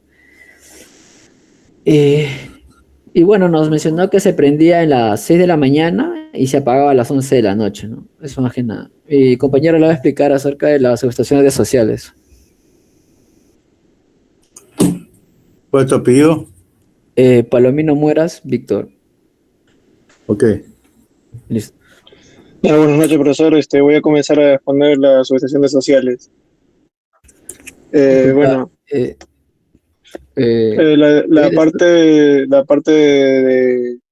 las subestaciones eléctricas sociales tenemos la media tensión, la de transformación de 10 kV. Dejo de compartir mi compañero.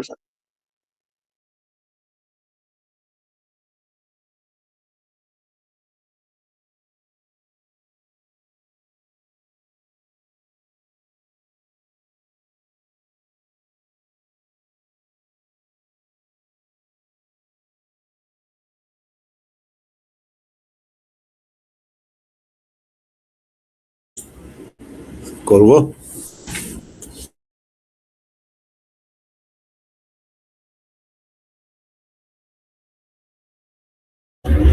El grupo 3 puedes poner, profesor. ahí va a poner, va a compartir mi compañera, disculpa, profesor.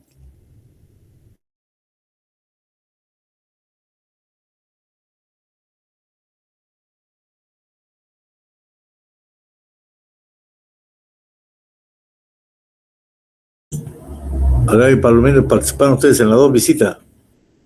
Sí, docente, sí, estuve presente en las dos visitas. Y mi compañero lo va a Ok, exponer ahorita, sino que en esto tiene ok, problemas. Y lo voy a compartir, mi compañero ok, David. ok.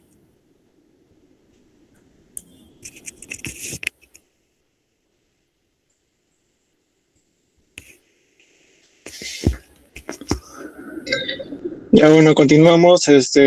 Tenemos la subestación de media tensión de 10 kilovoltios. La transformación, la que es a través del transformador que va de 10 kilovoltios, lo transforma a 220 y a 380 en el caso de ontología. Y se interrumpió de nuevo, profesor.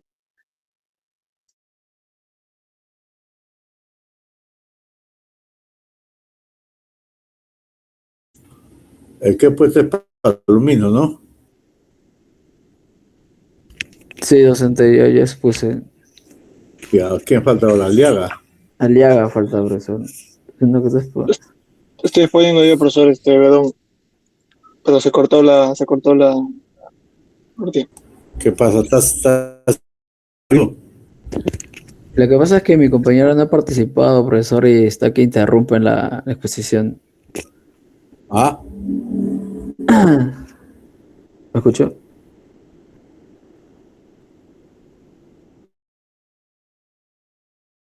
Que mi compañero no ayudó en la parte de la exposición y, ¿cómo se llama? Está interrumpiendo la exposición, se está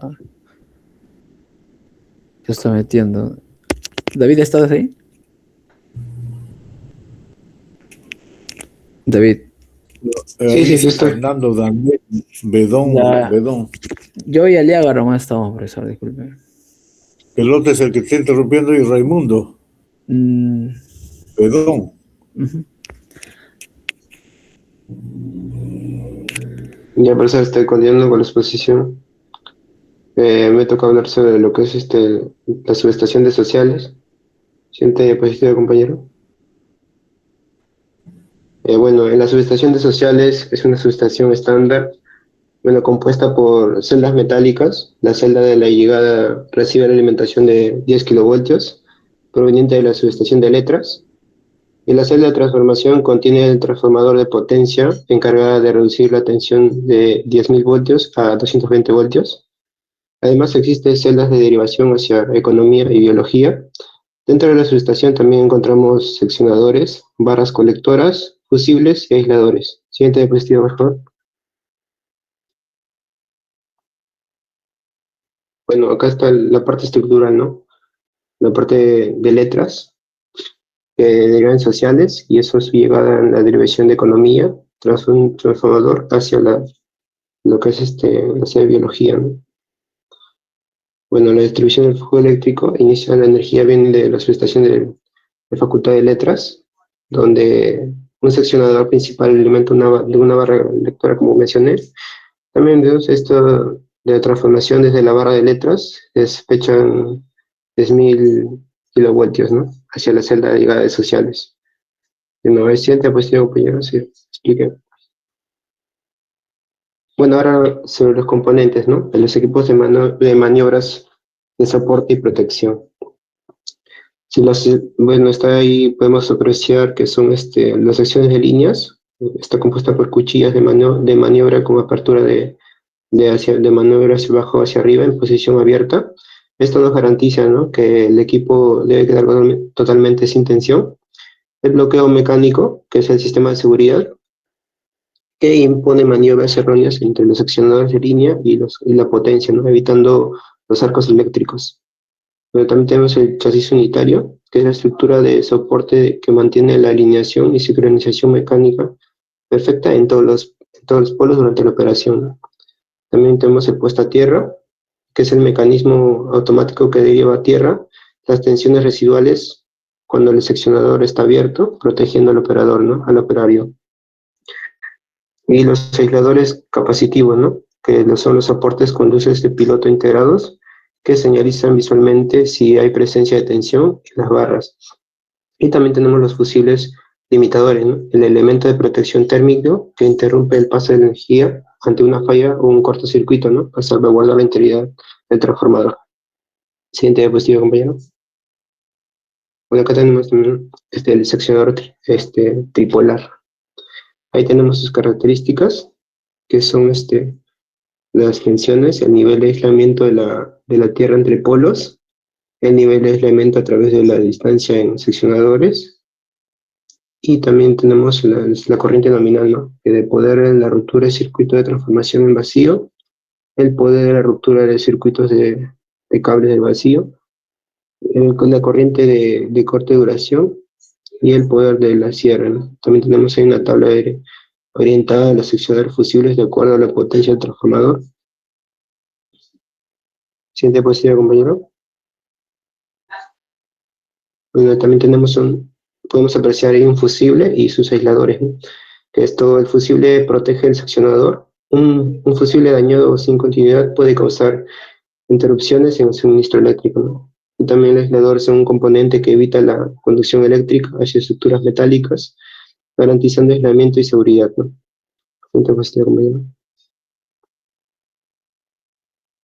Bueno, acá tenemos por último que es la conducción y la transformación.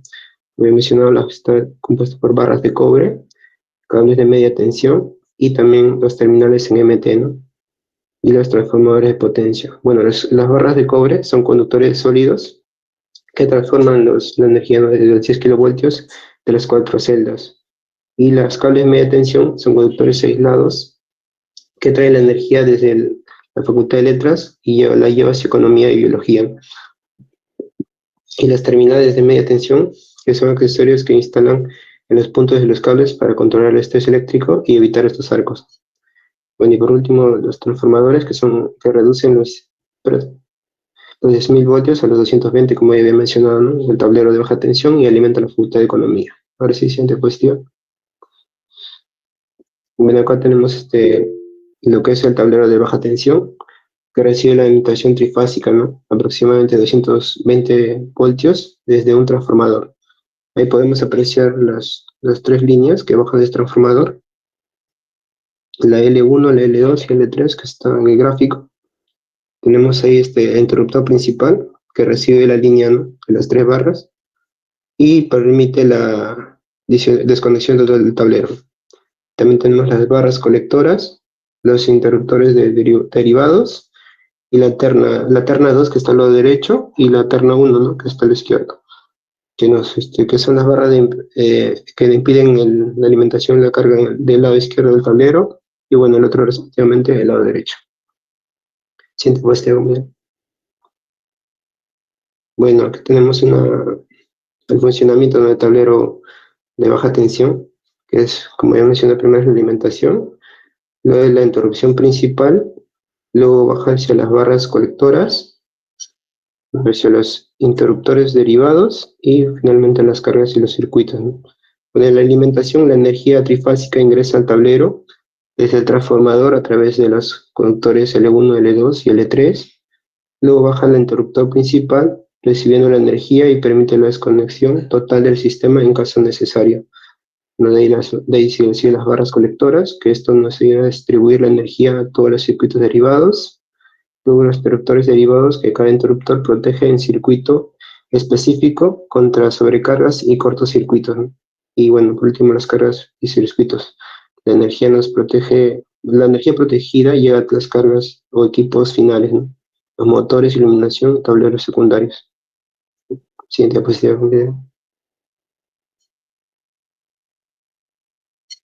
Bueno, eso sería todo, ¿no? Y como resumen también, el expositor nos había mencionado de que ese tablero tiene también llaves térmicas que son de mayormente de hace 40 años y que necesitan también que sean cambiadas y actualizadas en equipos más modernos, ¿no? Y también mencionaba que los equipos modernos tienden a fallar, tienden a tener una vida útil demasiado corta, ¿no? Y también por eso es que necesita una actualización más moderna. Bueno, eso sería todo por mi parte de persona y por el grupo. Bien, lo que quería recalcar es lo siguiente. Primeramente,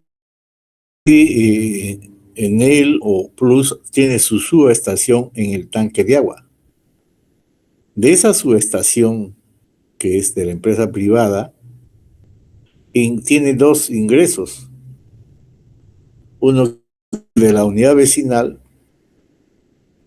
que es la que normalmente se conecta, y por A o B hay una entrada de emergencia que es de San Miguel, ¿no?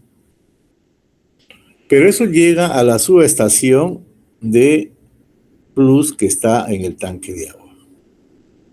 Ellos manejan su propia subestación, nadie puede ingresar ahí. Tal es así que antes había problemas donde algunas subestaciones volaban, salían fuera de servicio. Se buscaba la falla y no se encontraba el origen de las fallas. ¿Pero por qué?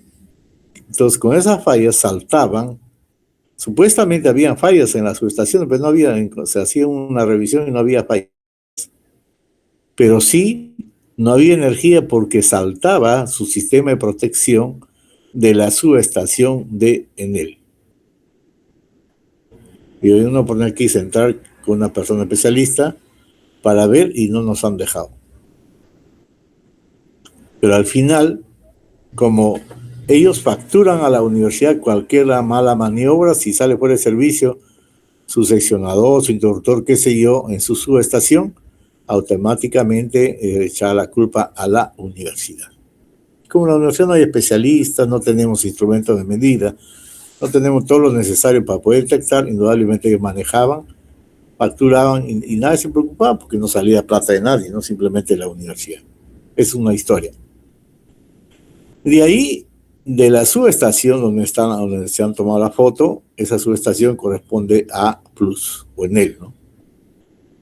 De ahí tiene dos vías, hay dos suministros ahí que han dictado su número de suministro. Un suministro va hacia letras.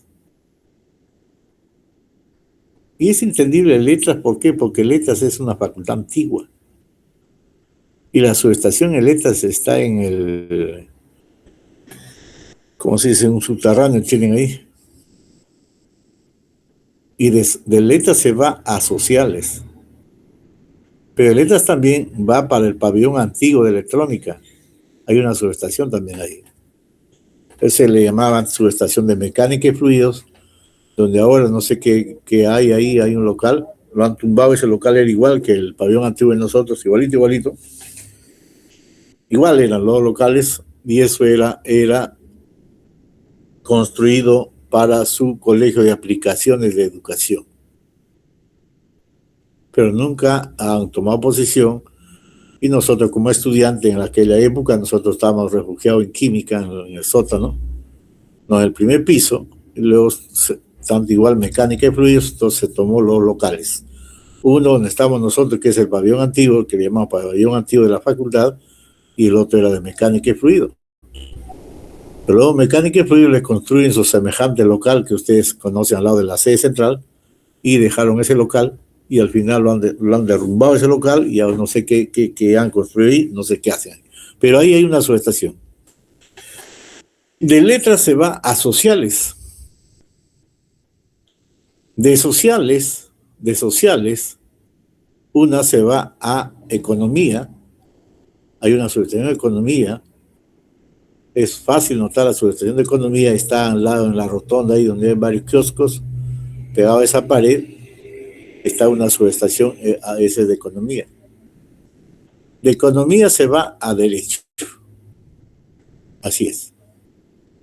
Pero al mismo tiempo de sociales se va para biología. De biología se va para industriales. De biología se va a química y de química se va a geología. Ese es un tramo, ese es un suministro. El otro suministro también sale del tanque y se va hacia odontología. De odontología se va a medicina tropical.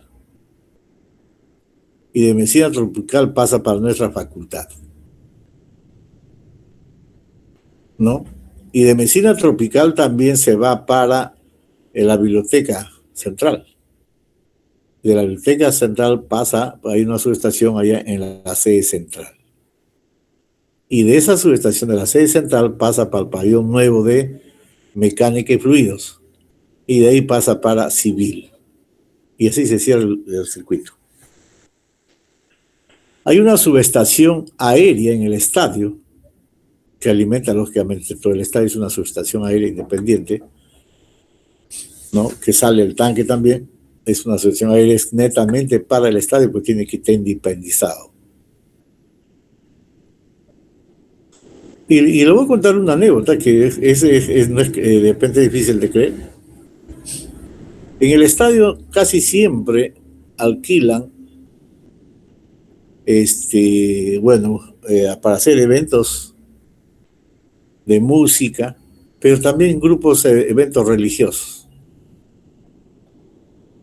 Entonces había una oportunidad y los eventos religiosos de la, ¿cómo se llama? Del MMM, 3M, Movimiento Misionero Mundial. Ellos cuando hacen se llena el estadio, se llena la explanada, pucha, es otro mundo ahí. Yo era jefe de mantenimiento de la universidad, mi oficina quedaba en la entrada al túnel del estadio, y ahí grababan las películas, no, grababan sus programas, venía de Canal 4, ahí le conoció a Chabuca, ¿cómo se llama el otro? A Cacho, toda esa mancha venían ahí a hacer sus grabaciones. Entonces, cuando hay un evento de los religiosos, justamente el señor Pérez, que les da la charla, me dice, ingeniero, hay problemas con esa subestación, no sé qué vamos a hacer. No sé, y yo le dije, está tu caso, y ve qué vas a hacer, pero digo, me dice, se ha quemado.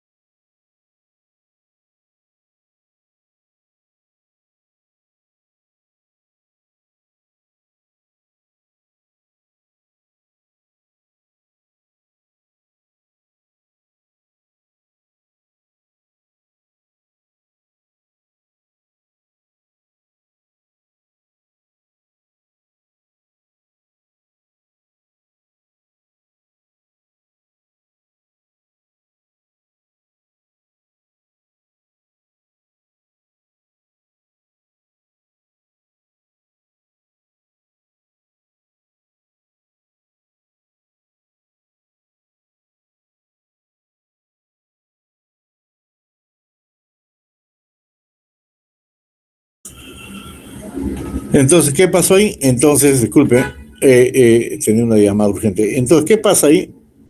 Entonces, ese transformador se ve quemado. Ahora el asunto está cómo respondes a este transformador a ellos, ¿no? Eso no baja de $5,000, bueno, en ese tiempo, ¿no? Entonces el señor pues, estaba preocupado. Entonces yo le dije, pero ¿por qué te hace tanto problema? Le digo, si ellos lo han malogrado, sí, me dice que esto, no te das problema. Esa gente, le digo, tiene plata.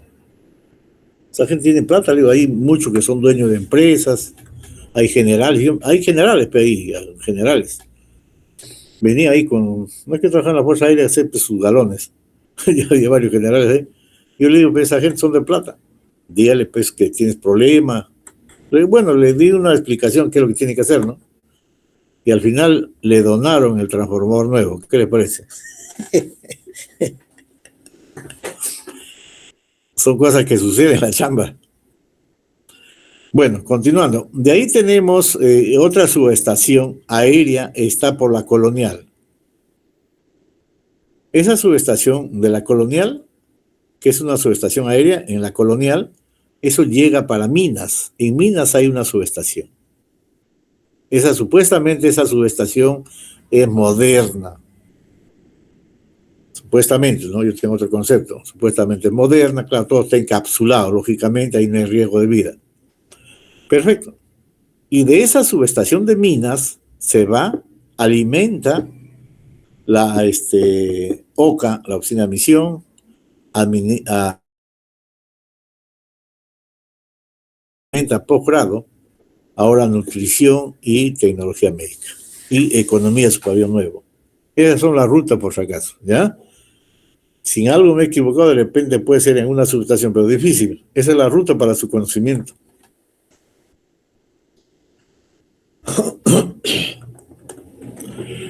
Bien, ¿alguna pregunta más? Yo creo que ahí nos quedamos. Profesor. Sí. Buenas noches, profesor. Le habla de la Cruz Europea del grupo 6. Mis compañeros expusieron, son dos los integrantes, pero en mi parte yo sí la hice, pero como recién bueno, salgo del trabajo y todo eso, no pude exponer. Y, bueno, mi compañero solamente puso a dos integrantes en el grupo. No sé si mi compañero pudiera... Está bien, cualquier inconveniente, como trabajamos nosotros presencialmente, ahí pueden exponer, no hay ningún problema. ¿Entiendes? Ok, profesor, está bien. No hay problema, a todos se les da oportunidad, no hay ningún inconveniente. ¿Ok? Ok, profesor, está bien. Listo, nos vemos. Chao. Delegado Madrid, coordina para el examen, ¿eh? Si va a ser la próxima semana, qué día, coordina. Bien, buena suerte, muchachos, nos vemos. Cualquier cosa estoy para apoyarlo a todos. Conversamos.